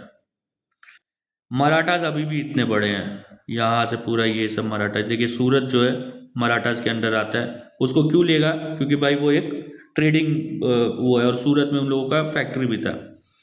लेकिन जब ये जो लड़ाई होता है ईस्ट इंडिया कंपनी से मराठास का, उसके बाद देखिए क्या होता है। ये सेकेंड एंग्लो मराठा वॉर 1805 के बाद देखिए क्या होता है। जो मराठास है वो उनका कितना घट गया है, धीरे धीरे इसको चिप अवे खा रहे हैं इसको। और इंग्लिश का देखिए, ये वाला इंग्लिश का है, यहाँ इधर बढ़ गया ये, मतलब वो लोग लड़ाई करते जा रहे हैं। इधर देखिए मैसूर में इन्होंने इनरोड्स कर लिया है, साउथ में और इन्होंने कर लिया है कर्नाटक, वहाँ पे हम लोग देखे थे बस इतना दूर है, अब देखिए ये पूरा इन्होंने एक्वायर कर लिया है। तो ये लोग लगे हुए हैं, और ये लोग लगे हुए थे और ये आपस में लड़ रहे थे।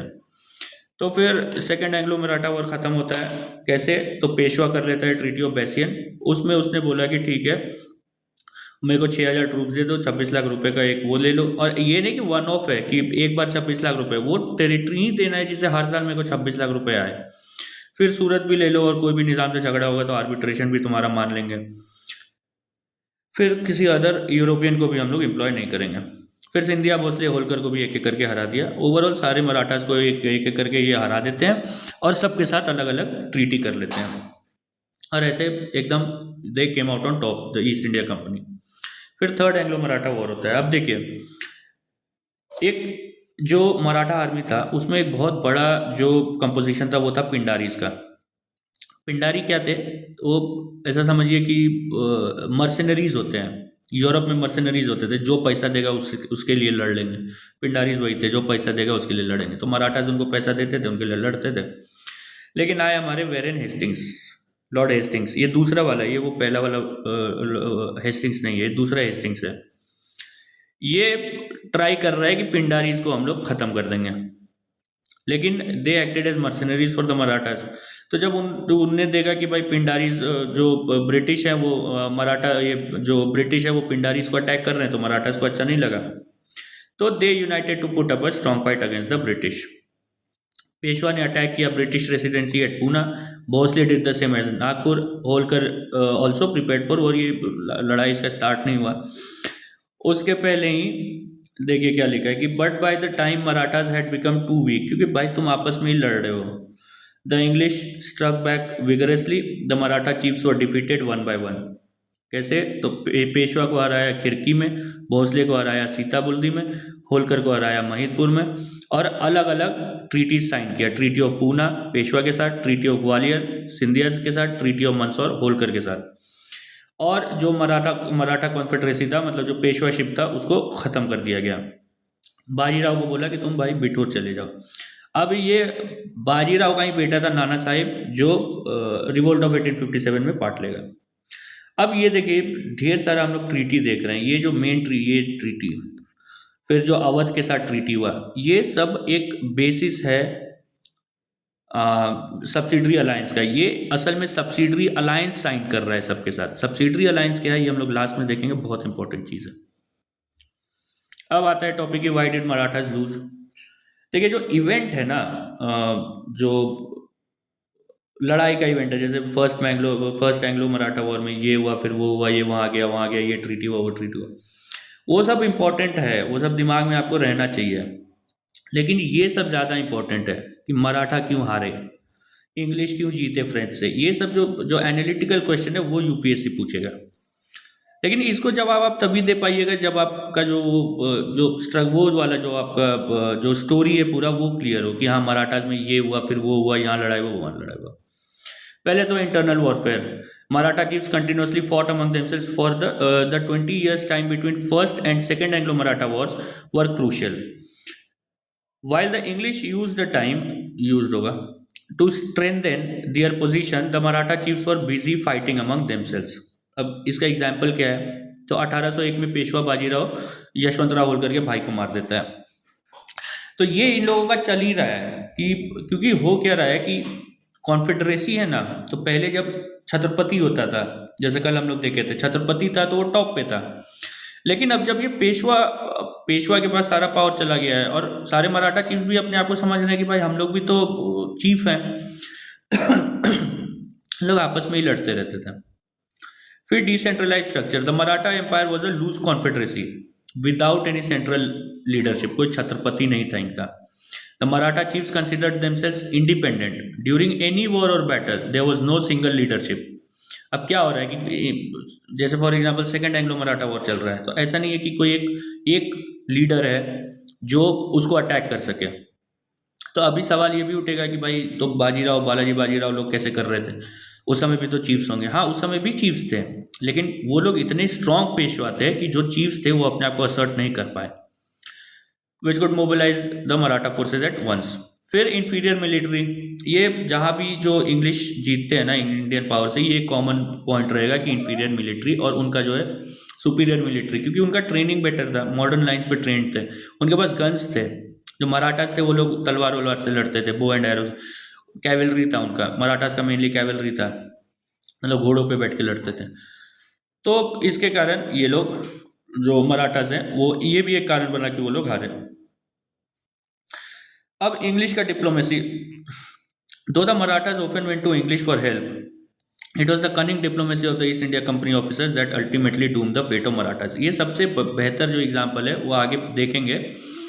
वो एंग्लो मैसूर वॉर भी चल रहा है, ठीक है, 1780 से 84, और फर्स्ट एंग्लो मराठा वॉर भी चल रहा है 1785 से 1775 से 82। अब मराठा और जो हैदर अली है, मैसूर है, वो लोग एक साथ हैं 80 से 82 के बीच में। लेकिन 82 में ये लोग ट्रीटी साइन करते हैं इनके साथ, मराठास के साथ, और मैसूर के खिलाफ टर्न कर देते हैं। तो ये उनका डिप्लोमेसी है कि एट द सेम टाइम वो दो लड़ाई लड़ रहे हैं और एक को दूसरे के अगेंस्ट टर्न कर दे रहे हैं। इसमें मराठास को बोला कि कोई भी जो तुम्हारा लड़ाई होगा निजाम के साथ उसमें मेरा आर्बिट्रेशन मानोगे, तो वो उनका डिप्लोमेसी है।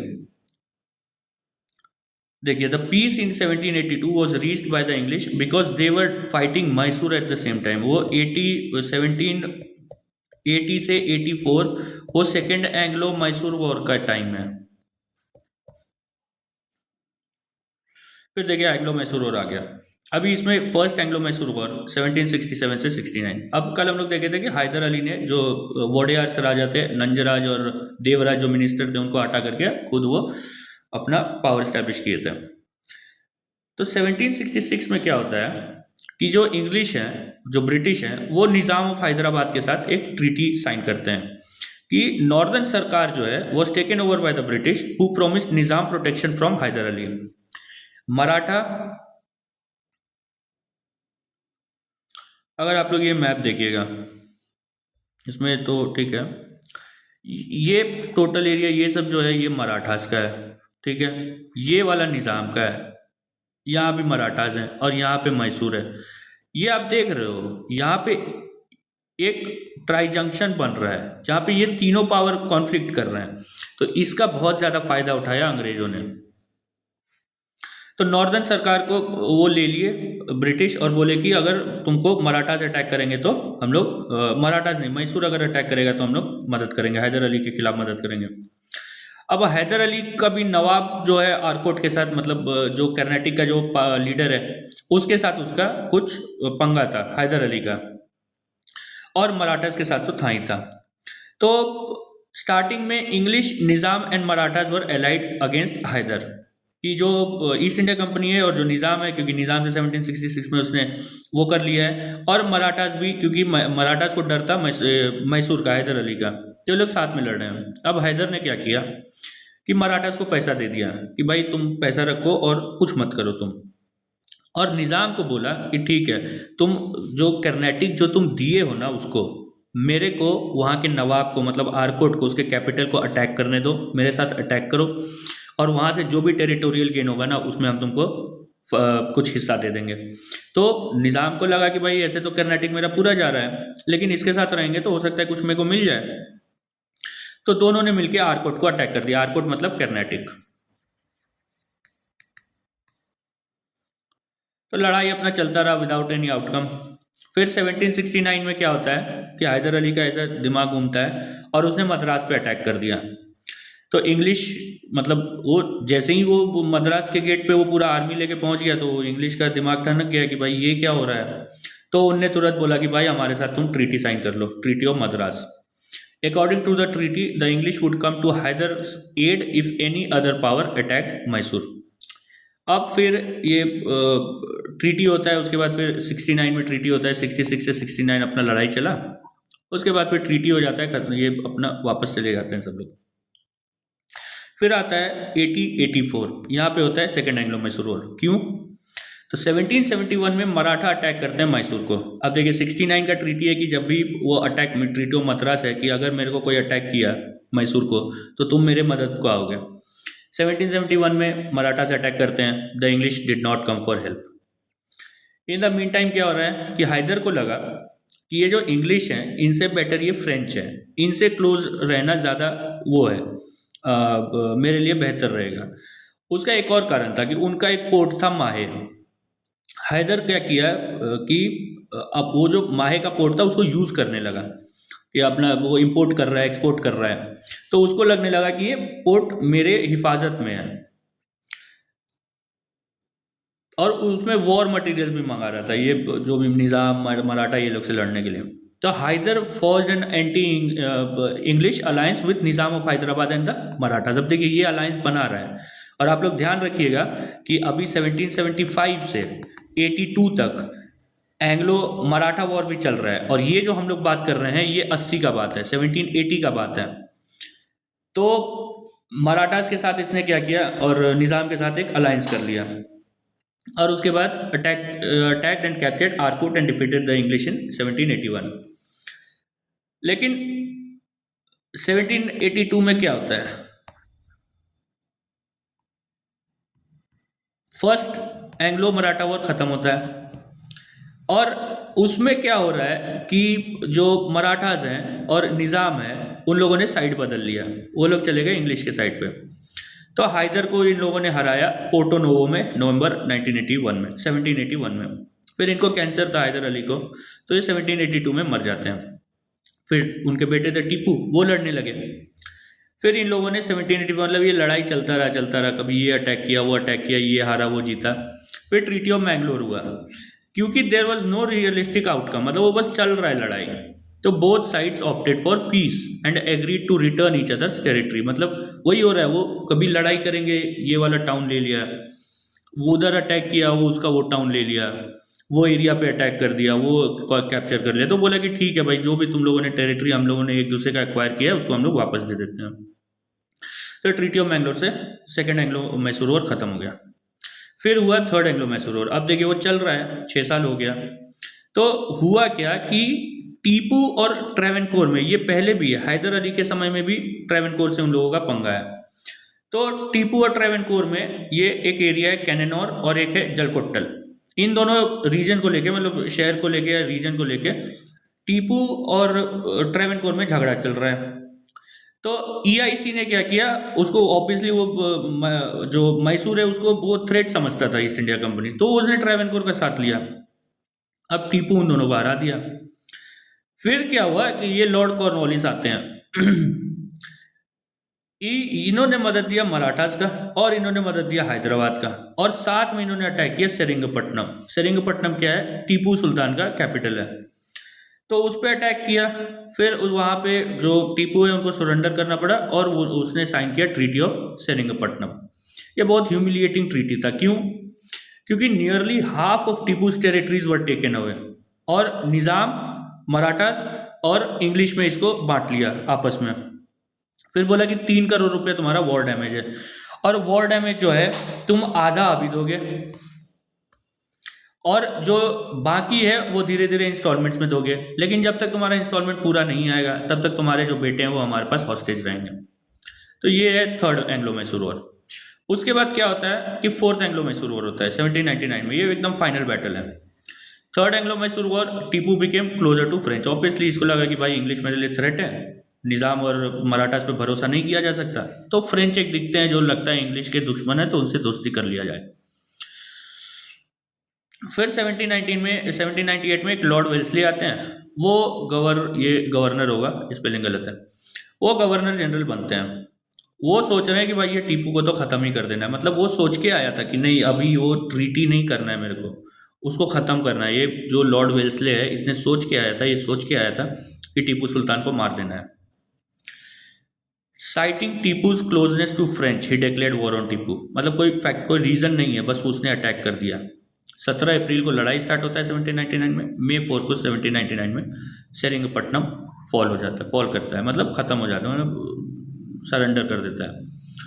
मराठा और निज़ाम ऑब्वियसली हेल्प करते हैं ब्रिटिश का, और टीपू जो है ही डाइड फाइटिंग। ये जितने भी आप ले लो, ठीक है, जो मराठाज हैं, सिख हैं, बंगाल है, जितने भी ये कन्केस्ट करने में इन्होंने जितने को हराया, टीपू सुल्तान एक लौता बंदा है जो बैटल ग्राउंड में लड़ते लड़ते मरा है। वरना बाकी सब ने, चाहे कोई भी हो, मराठाज में सिंधिया हो, गायकवाड़ हो, होलकर हो, भोसले हो, पेशवा हो, या निज़ाम हो, या अवध के नवाब हो, इन सब ने सब्सिडरी अलायंस साइन किया। ये एक बंदा था टीपू सुल्तान जिसने कुछ साइन नहीं किया।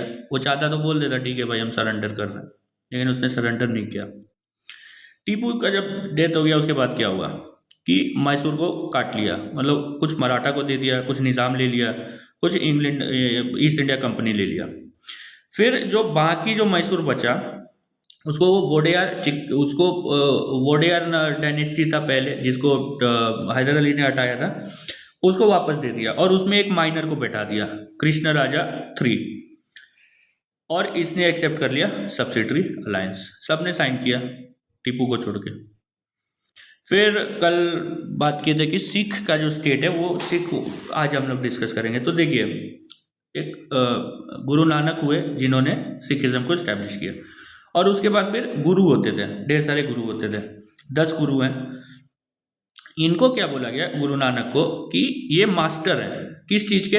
तो बोथ स्पिरिचुअलिटी एंड टेम्पोरलिटी, मतलब स्पेस, मतलब वर्ल्ड। फिर ये इनका मराठा जो सिख्स हैं एज अ कम्युनिटी, ये वैसा इनका पॉलिटिकल एग्जिस्टेंस नहीं है, ये एक रिलीजियस कम्युनिटी है। लेकिन ये जो मुगल्स हैं इनको वो थ्रेट लगते थे जो सिख्स हैं। तो 1606 में जब जहांगीर था मुगल एम्परर, गुरु अर्जन देव को एग्जीक्यूट कर दिया गया।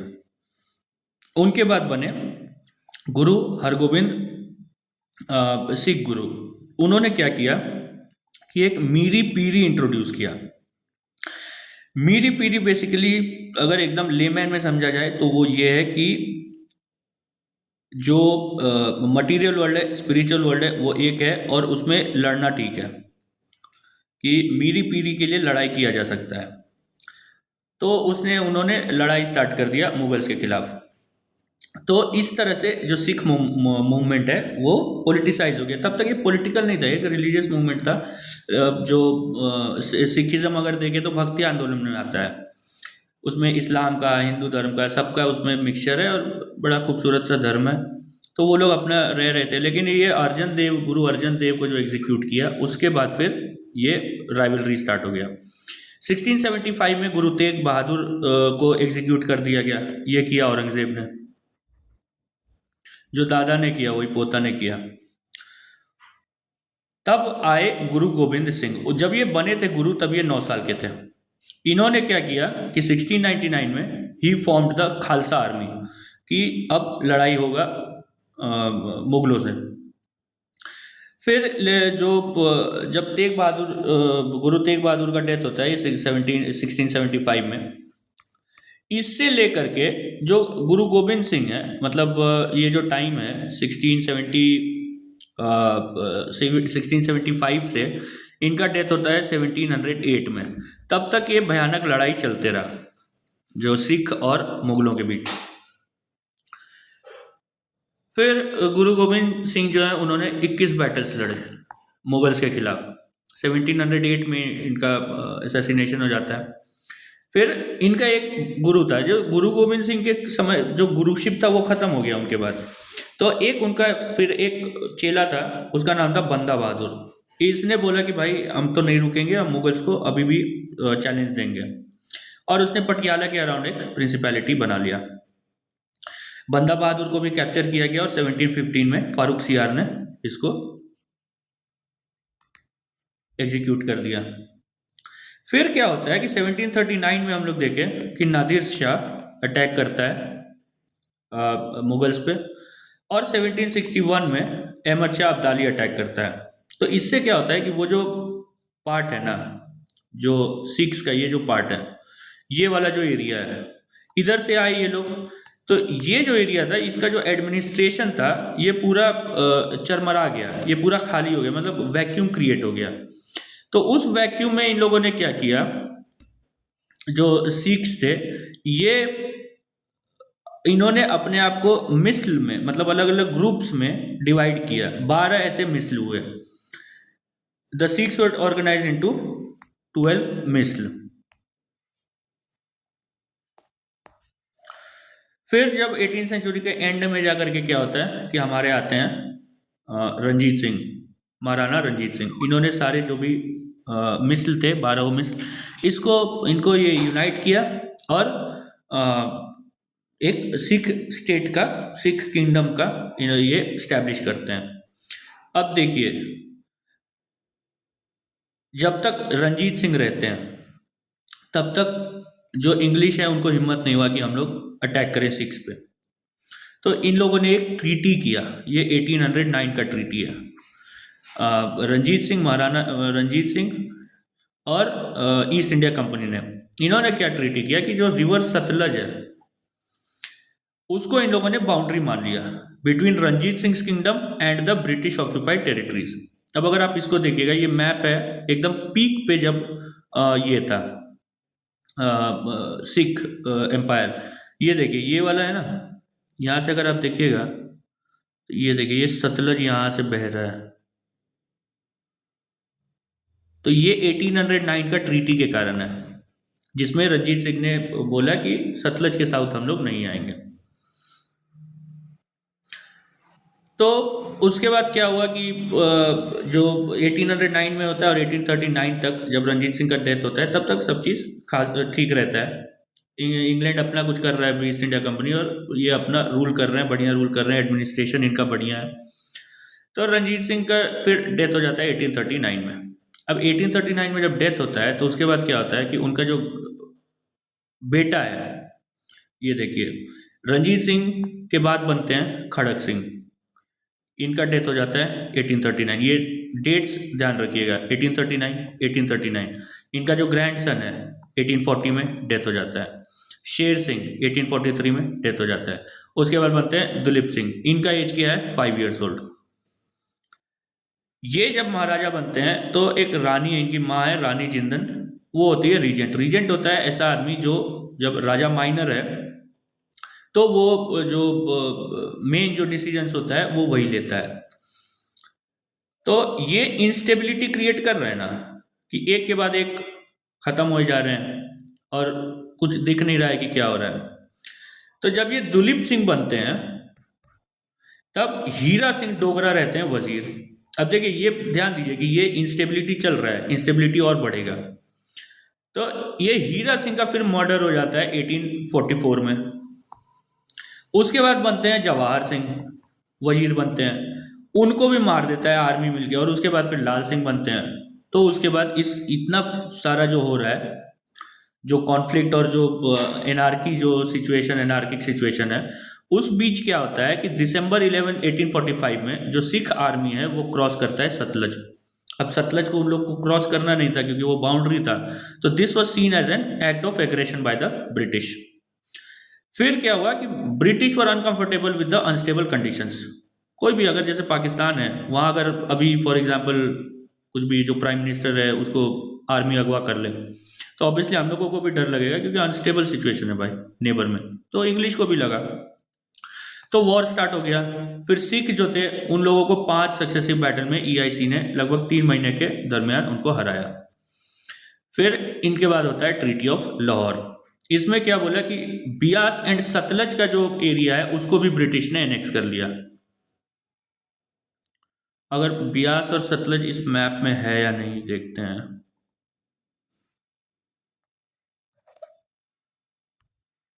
ये सतलज है और ये वाला बियास है, तो इसको एनेक्स कर लिया उन लोगों ने।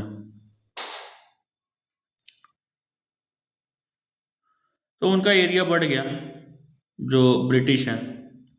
फिर उनको और बोला कि इंडेमनिटी दोगे 1 करोड़ रुपए का, मतलब तुमने जो मेरे साथ भाई खर्चा हो गया मेरा लड़ाई का, तो तुम 1 करोड़ रुपए दो मेरे को। फिर दलीप सिंह को मान लिया कि हाँ ये तुम्हारा महाराजा है, लेकिन उसके साथ एक ब्रिटिश रेसिडेंट रहेगा तुम्हारे कोर्ट में। बेसिकली ये इसलिए करते थे कि जो भी हो रहा है कोर्ट में वो मेरे को पता चलते रहे। ये सब में सब्सिडरी अलायंस, ये भी सब्सिडरी अलायंस है। फिर क्योंकि सिख लोग वो 1 करोड़ इंडेमनिटी नहीं दे पाए ना, तो उसको क्या किया कि कश्मीर और जम्मू को बेच दिया गुलाब सिंह को, ये 50 लाख रुपए में। 50 लाख क्यों? क्योंकि वो 50 लाख दे पाए थे। फिर 1846 में सिक्स रिवोल्टेड अगेन। अब वो तो उस पर अटैक वो हो गया है कि एक ब्रिटिश रेसिडेंट है, जो भी डिसीजन है वो ब्रिटिश रेसिडेंट ही नाम का राजा है। एक बार सब्सिडरी अलायंस हो गया और एक बार वो ब्रिटिश रेसिडेंट पहुंच गया उसके कोर्ट में, उसके बाद राजा का पावर खत्म। तो यही वहां पे भी हुआ कि एक रिवोल्ट होता है as they were not satisfied with the treaty of Lahore. तो फिर एक भैरोवाल का एक ट्रीटी होता है, उसमें जो रानी जिंदन थी, जो रीजेंट थी, उनको हटा दिया। और जो council of Regency for Punjab was setup, मतलब जो काम रानी जिंदन कर रही थी वो अब एक काउंसिल करेगा। ये 8 सिख सरदार थे, presided over by English resident Henry Lawrence. अब ये सब जो हो रहा है ना कि तुम मेरी रानी को इंसल्ट कर रहे हो, जैसे the treaties of Lahore and Bhairowal, दोनों जो ट्रीटी है they were very humiliating for the Sikhs. तो क्या बोला कि भाई तुम्हारा हम टेरिटरी ले लेंगे, मेरे को 1 करोड़ रुपए दे दो। फिर तुम्हारा जो रानी है उसको भी हम लोग भगा रहे हैं, वहाँ पे मेरा 8 सरदार होगा। वो 8 सरदार कौन होगा? अब आपको क्या लग रहा है ऐसे कोई 8 सरदार होंगे जो उस दलीप सिंह के जो चाहने वाले होंगे? वो वैसे होंगे जो अंग्रेजों के वो होंगे, साथ होंगे। तो एक मूलराज हुए गवर्नर मुल्तान के, उन लोग उनको हटा दिया गया कि भाई तुम हटो, क्योंकि वो हेनरी लॉरेंस वहां पे है तो वो ऑब्वियसली कुछ भी करेगा। तो वो रिवोल्ट करते हैं और 2 अंग्रेजी ऑफिसर्स को मार देते हैं। अब ये लोगों ने शेर सिंह को भेजा कि जब भाई जाकर के मूलराज को रोको। तो शेर सिंह ने इनको ही ज्वाइन कर लिया। तो वे लॉर्ड लॉर्ड डलहौजी उस समय थे, वो खुद आए पंजाब में और सिख्स को डिसाइसिवली हरा दिया। फिर सिख जो लड़ाई हुआ उसके बाद क्या हुआ, तो जो आर्मी है सरेंडर कर दिया, पंजाब को पूरा ही ले लिया। वो जो बोला था सतलज और बियास, बियास छोड़ो भाई, पूरा पंजाब ही अपना है। फिर ये जो किंगशिप है उसको ही खत्म कर दिया, दलीप सिंह भाई तुम राजा नहीं हो। 3 मेंबर बोर्ड बनाया जो पंजाब को गवर्न करेगा। अभी तक एक काउंसिल बनाया था जो राजा का, क्योंकि राजा बिलो 18 था तो उसको गाइड करने के लिए, और headed by an the British resident. अब बोला कि वो खत्म, राजा राजशाही खत्म, वो जो किंगडम है वो भी खत्म। अब वो हमारा प्रोविंस होगा और उसको रूल करेगा एक 3 मेंबर बोर्ड। और ये 3 मेंबर बोर्ड जो होगा उसमें जो हमारे जो नॉमिनेटेड होंगे वही रहेंगे। वो तो ऑब्वियस बात है। फिर 1853 में क्या किया, तो बोर्ड को भी एबॉलिश कर दिया और पंजाब को बोल दिया कि एक चीफ कमिश्नर्स प्रोविंस होगा। तो उस समय आप बाद में हम लोग देखेंगे, एक गवर्नर प्रोविंस होता है, एक चीफ कमिश्नर्स प्रोविंस होता है, जैसे आज का यूटी और स्टेट है ना, वैसा ही टाइप का। तो इस तरह पंजाब को इन लोगों ने एनेक्स कर लिया। अब देखिए 1857 में इंग्लैंड का, देखिए आप इसको कंपेयर करिए, ये है 1760, सॉरी 18, ये वाला है 1765 का मैप। इसमें देखिए कि इंग्लैंड जो ईस्ट इंडिया कंपनी है उसका टेरिटरीज कितना छोटा है। ये वाला है, ये वाला, ये हो गया और यहाँ पे हो गया। अब यहाँ पे फोकस करिए, ये वाला हो गया। ये क्यों हुआ, ये गंगा द्वाब कहाँ से मिला, ये सब्सिडरी अलायंस हुआ अवध के साथ। तो अवध ने बोला कि भाई मेरे पास पैसा नहीं है, तुम मेरा टेरिटरी ले लो। अब देखिए ये हुआ, फिर यहाँ पर से ये सब। अब देखिए इसको कंपेयर करिए, यहाँ पे इतना सा है 1765 में, और 40 साल के अंदर ये हाल हो गया। और उसके बाद अगले 50 साल में ये इंग्लैंड है, ये EIC है, ईस्ट इंडिया कंपनी इंडिया में, पूरा ये ईस्ट इंडिया। अब इसमें जैसे कुछ कुछ एरियाज वैसे भी हैं जिन्होंने सब्सिडरी अलायंस साइन कर लिया है। तो ये एक्सपेंशन दिखा रहा है कि क्या हुआ है इंडिया का, कैसे इन लोगों ने कन्केस्ट किया। फिर हम लोग देखते हैं, अभी इतना सारा ट्रीटी हुआ, पेशवा के साथ हो गया, भोसले के साथ हो गया, सिंधिया के साथ, होलकर के साथ, मैसूर का वो बात का राजा के साथ, जो सिख आर्मी है, जो सिख लोग हैं उनके साथ हो गया। सब सब्सिडरी अलायंस है। सब्सिडरी अलायंस क्या है, ये लॉर्ड होगा, सॉरी यहाँ पे लॉर्ड होगा। ये स्टार्ट किया था लॉर्ड वेल्सले ने। इसमें मेन फीचर्स क्या आते हैं, तो जो भी इसको साइन करेगा ना, जो एलाइंग, मतलब एलाई से एलाइंग जो इंडियन स्टेट है, इसको बोला कि एक परमानेंट फोर्स रहेगा तुम्हारे यहाँ, इंग्लिश कंट्रोल्ड, मतलब उसको कंट्रोल करेगा इंग्लिश, लेकिन तुम्हारे राजधानी में रहेगा। और उस फोर्स के लिए पैसा तुम खुद दोगे फॉर इट्स मेंटेनेंस। और अगर तुम पैसा नहीं दे सकते हो, अच्छा वो वाला सेकंड पॉइंट है। फिर जो आर्मी का जो नेटिव स्टेट का जो आर्मी है उसको या तो डिसबैंड कर दो या ग्रेटली रिड्यूस कर दो। अगर ruler was unable to pay subsidy, he was asked to cede a part of his territory, कि तुम ठीक है, तुम मेरे को वो नहीं दे सकते, पैसा नहीं दे सकते हर साल, कोई बात नहीं, इतना जो टेरिटरी है वो मेरे को दे दो, पूरा नहीं, वो उतना जितना उनको ध्यान में कि अच्छा इस टेरिटरी को हम लोगों को कनकर करना है, उतना मेरे को दे दो। For example, Awadh was made to cede the territory of Ganga Doab. यही यहाँ पे हुआ है। देखिए अगर आप इस मैप, दोनों मैप को अगर आप कंपेयर करिएगा, तो एक जो एरिया आपको दिख रहा है वो ये है, ये वाला, ये छोटा सा एरिया जो है वो यहाँ पे नहीं है। ये 1801 में ये सब्सिडी वो हुआ है, जो ट्रीटी हुआ है, सब्सिडरी अलायंस हुआ है अवध के उसके साथ, निज़ाम के नवाब के साथ, तो उसके कारण उसको मिला है। फिर एक ब्रिटिश रेसिडेंट आपके यहाँ हम रख देंगे आपका कोर्ट में। अल्टीमेटली धीरे धीरे क्या होते गया कि लोगों को लगने लगा कि यार राजा तो के पास तो कोई पावर ही नहीं है, जो भी कर रहा है वो तो जो ब्रिटिश रेसिडेंट है वही कर रहा है। तो धीरे धीरे क्या होने लगा कि राजा अपना कोर्ट होल्ड करता था और उसमें ब्रिटिश रेसिडेंट बैठता था। धीरे धीरे 2 साल, 5 साल, 7 साल में लोगों ने देखा कि यार राजा के पास तो कुछ है ही नहीं, तो सीधा रेसिडेंट के पास चलो। फिर रेसिडेंट अपना ही कोर्ट होल्ड करने लग गया, तो जो राजा था वो खत्म ही हो गया। फिर एक जो हम लोग ऊपर से देखते आ रहे हैं, Indian ruler would not employ any European in his service. Indian ruler would not negotiate with any Indian ruler without consulting the governor general. मतलब तुम यूरोपियन को तो छोड़ो, तुम इंडियन रूलर से भी बात नहीं कर सकते हो। इन रिटर्न इंडियंस को क्या मिला, to protect the Indian ruler from internal and external threat. Spelling गलत है। तो इंटरनल थ्रेट, एक्सटर्नल थ्रेट तो हो गया कि चलो ठीक है भाई, निज़ाम ने कर लिया तो मैसूर आएगा तो मैं देख लूंगा।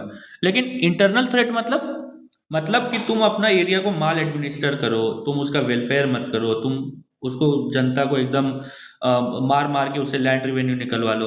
अगर कोई रिवोल्ट करता है तो हम तुम्हारा देख लेंगे। तो इंटरनल भी एक्सटर्नल भी। और बोला कि तुम्हारा जो भी इंटरनल मैटर होगा उसमें हम कुछ इंटरफेयर नहीं करेंगे, जो करना है वो करो तुम। इसका इम्पैक्ट क्या हुआ for Indian rulers? They lost their sovereignty. Sovereignty कैसे?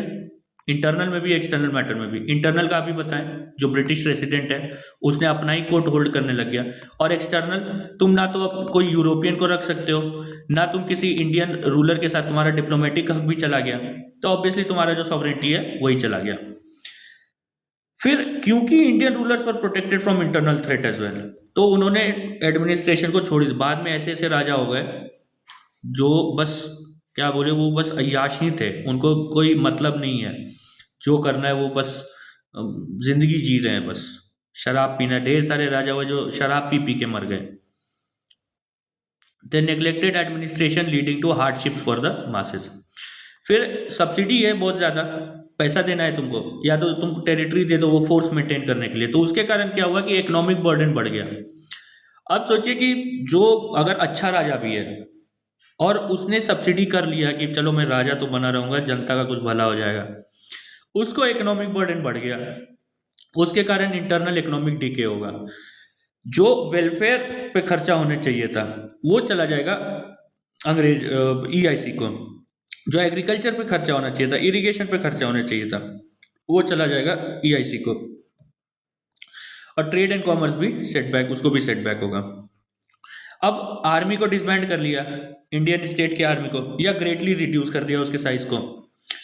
तो मास स्केल अप अनएम्प्लॉयमेंट हो गया। अब यहाँ अनएम्प्लॉयमेंट होगा, कहीं तो वो काम ढूंढेंगे, तो वो मूव टुवर्ड्स एग्रीकल्चर। वो गए कि भाई ज़मीन में शायद कुछ मिल जाए मेरे को, काम वाम खेती बाड़ी में। तो उसके कारण प्रेशर ऑन लैंड हो गया। अब आगे हम लोग जो क्लास करेंगे, वीडियो करेंगे, उसमें हम लोग देखेंगे इकोनॉमिक इम्पैक्ट। तो जब इकोनॉमिक इम्पैक्ट जब पढ़ेंगे तब ये इसका सिग्निफिकेंस समझेंगे कि प्रेशर ऑन लैंड बढ़ने से क्या दिक्कत आ रहा था। ब्रिटिश को क्या फायदा हुआ? एक तो भाई सबसे बड़ा कि तुम पैसा दे रहे हो, आर्मी मेरा है, तो they could maintain a large army that was paid for by the Indian rulers. The Indian rulers came under the complete control of the British. ये क्यों? भाई तुम्हारा राजधानी है या तुम्हारा जो टेरिटरी है उसमें एक ऐसा फोर्स है जो कोई और कंट्रोल कर रहा है। फॉर एग्जाम्पल, अगर पाकिस्तान में ऐसा कोई आर्मी चला जाए जो सऊदी अरब कंट्रोल कर रहा है, तो सऊदी अरब जब भी चाहेगा वो खत्म कर देगा पाकिस्तान को। The British resident became more powerful than the ruler himself. Since the rulers gave up the right to negotiate with other Indian rulers, the British could establish a system favorable होगा यहाँ पे, favorable to them। क्या करेगा वो कि ठीक है तुम लोग एक आपस में बात नहीं करोगे। बोला कि निज़ाम और मराठा तुम लोग में से सब्सिडरी अलायंस साइन की हो, तुम लोग आपस में बात नहीं कर सकते।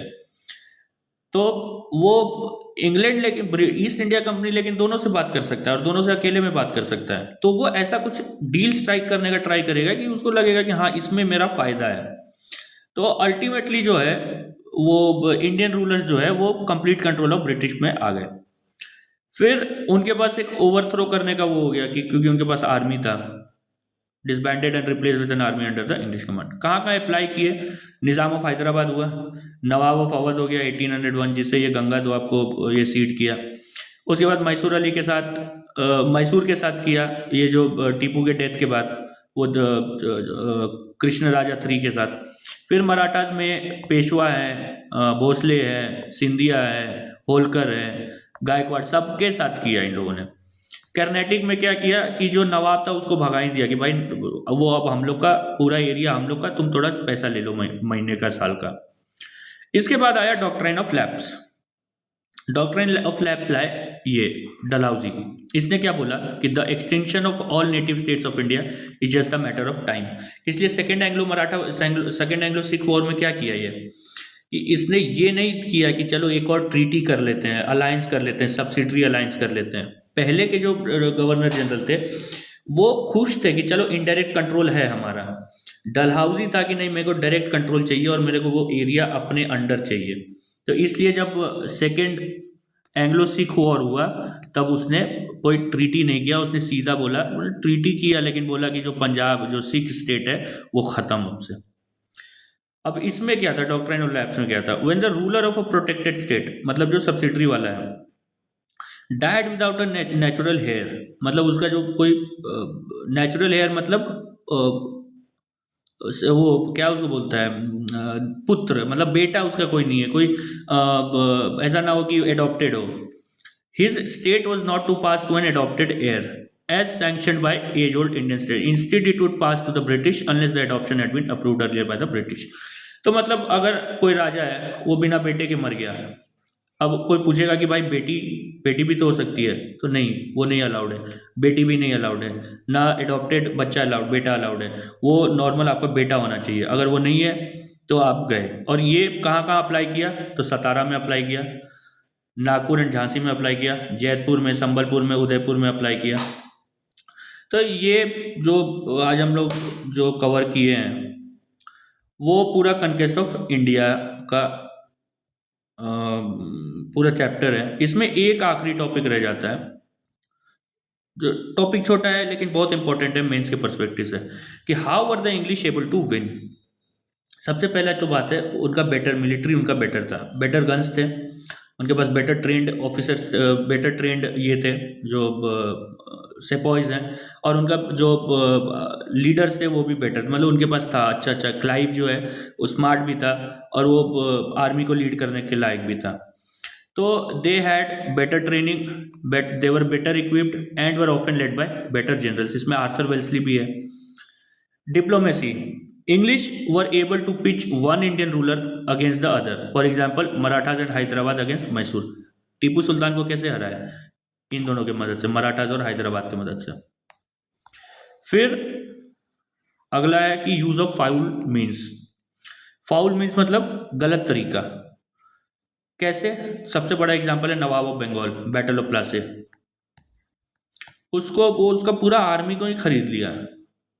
Rivalry among Indian rulers, Marathas Hyderabad और मैसूर एक दूसरे से लड़ते ही रह गए, कॉन्स्टेंटली एट वॉर, और इसी का फायदा अंग्रेजों ने उठाया। फिर एक है कि lack of modern nationalism in India, due to which the Indian rulers failed, ये फेल्ड होगा, failed to realize the foreign character of EIC. They looked at EIC as any other power which could be a friend or foe. अब देखिए वो क्या कर रहा है, अगर आज के समय में कोई अटैक करता है इंडिया पे, तो कश्मीर से लेके कन्याकुमारी तक, गुजरात से लेके अरुणाचल तक सब यूनाइट हो जाएंगे। क्यों? क्योंकि हमारे देश पे अटैक हुआ है। लेकिन उस समय जब निज़ाम, या उस समय जब ईस्ट इंडिया कंपनी जब मैसूर पे अटैक करता था, तो मराठा को नहीं लगता था कि मेरे देश पे अटैक हो रहा है। जब निज़ाम और मैसूर में अटैक होता था तो वो उसको ये नहीं लगता था कि मेरे दो भाई ऐसा कोई लड़ रहे हैं, उनको लगता था दो पावर है जो लड़ रहे हैं, और उसको लगता था कि अच्छा अगर हम निज़ाम के साथ हो जाए तो मेरे को थोड़ा फ़ायदा हो सकता है। तो मॉडर्न नेशनलिज्म नहीं था उस समय, वो द वी फीलिंग है ना, मतलब नेशनलिज्म था, राष्ट्र। जैसे मराठा को, अगर मराठा पे अटैक करोगे तो वो फिर लड़ेंगे तुमसे, उसमें भी फिर वो डिवाइडेड है, लेकिन अल्टीमेटली अगर लड़े हुए तो वो मराठा आइडेंटिटी के लिए लड़ेंगे, निज़ाम का आर्मी उसके लिए लड़ लेगा, लेकिन एज इंडियंस वो आइडेंटिटी उस समय नहीं था। फिर एक कारण जो जो ये हुआ कि Marathas, why could Marathas not replace the EIC, the Mughals, वो the failure to understand the nature of EIC which was unlike, sorry यहाँ पे थोड़ा मिस्टेक हो गया है, unlike anything seen in India. मतलब वो एक ऐसा चीज़ था जो इंडिया में कभी वो था ही नहीं। वो एक मॉडर्न पब्लिक लिमिटेड, वो एक कंपनी था, चार्टर्ड कंपनी था, लेकिन उसको शेयर, वो पैसा इधर उधर से उठा रहा था और उसका सिंपल था, प्रॉफिट मोटिव था, उसको पैसा कमाना था। अब वो पैसा कमाने के लिए वो क्या करेगा, उसको कोई वो मोरल कुछ भी नहीं है उसका, उसको बस पैसा कमाना है, और वो कैसे भी करेगा। उसको टेरिटोरियल एक्सपेंशन करना है वो करेगा, उसको ट्रेचरी करना है वो करेगा, उसको अगर नवाब ऑफ आर्कोट से, कर्नाटक नवाब से मदद मांगना पड़ेगा तो वो भी करेगा, वो सब करेगा। फिर इंग्लिश के पास बेटर रिसोर्सेज थे। जो बैटल ऑफ बक्सर जब होता है तो उनके पास ढेर सारा पैसा आ जाता है, सारा इन्वेस्टमेंट में नहीं लगा रहे, वो कुछ लड़ाई में भी लगा रहे हैं, तो उससे भी उनको मदद मिल रहा है। कि उनके पास बेटर रिसोर्सेज है बैटल ऑफ बक्सर के पास, and through various subsidiary alliances ढेर सारा कर लिया ना, अवध से कर लिया, यहाँ से कर लिया, वहाँ से कर लिया, तो एक पूरा आर्मी क्रिएट हो गया है जिसका पैसा कोई और दे रहा है। तो वो एक आर्मी को मेंटेन कर सकते थे जिसके कारण वो जीत गए। अब एक PYQ है, why did the armies of the British East India Company, mostly comprising of Indian soldiers, win consistently against the more numerous and better equipped armies of the then Indian rulers? Give reasons। तो इसका basically यही है, और देखिए 150 word में है तो आप ज़्यादा इस पर एलेबोरेट भी नहीं कर सकते, तो यही इसका आंसर है। तो आज हम लोग पूरा ये देखे कनकेस्ट ऑफ इंडिया। इसमें हम लोग सबसे पहले देखे एंग्लो फ्रेंच वॉर, जिसको कर्नाटिक वॉर्स बोलते हैं, उसमें 3 थे। उसके बाद हम लोग देखे कनकेस्ट ऑफ बंगाल, उसमें फिर battle of Plassey, battle of Buxar, उसके बाद treaty of Allahabad, diwani rights, nizamat, dual rule of Bengal. उसके बाद हम लोग देखे एंग्लो मराठा वॉर्स, जिसमें 3 लड़ाई थे। इसमें हम लोग देखे कि कैसे सब आपस में ही ये मराठास भी आपस में ही लड़ रहे हैं। उसके बाद हम लोग देखे एंग्लो मैसूर वॉर, जिसमें हम लोग देखे कि इकलौता आदमी था जो बैटल फील्ड में मरा लीड करते हुए, जिसने सब्सिडरी अलायंस साइन कर नहीं किया, वो था टीपू सुल्तान। उसके बाद हम लोग देखे एंग्लो सिख वॉर, पहले पढ़े कि सिख स्टेट क्या था, फिर हम लोग देखे कि एंग्लो सिख वॉर्स, 2 वॉर हम लोग देखे कैसे उसके बाद सिख जो स्टेट था उसको एनाइलेट कर दिया गया। उसके बाद हम लोग देखे सब्सिडरी अलायंस, फिर हम लोग देखे डॉक्ट्रिन ऑफ लैप्स, और सब्सिडरी अलायंस में किसको क्या फ़ायदा हुआ वो देखें, डॉक्ट्रिन ऑफ लैप्स देखें, फिर इंग्लिश कैसे जीत सके वो हम लोग देखें कि कैसे इंडियन, और एक PYQ देखें।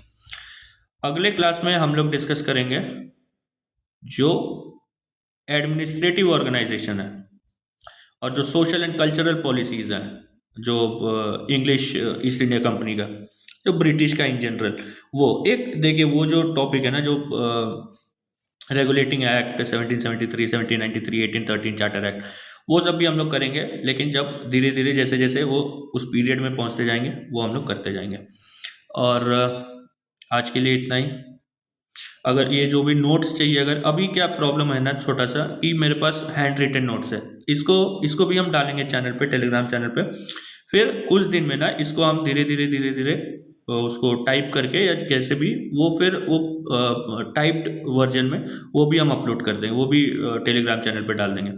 तो जब तक वो टाइप्ड नहीं आता है तब तक आप लोग इससे पढ़िए, और जब टाइप वाला आ जाएगा तो वो भी हम अपलोड कर देंगे। और अगर ये अच्छा लगता है तो आप अपने फ्रेंड्स को भी शेयर कर सकते हो। और ये जो 26 का प्री है उस तक हम लोग ये कवर कर लेंगे, और हो जाएगा, ये मेंस के लिए भी आपको काफ़ी रहेगा। तो नेक्स्ट क्लास में मिलते हैं। Thank you.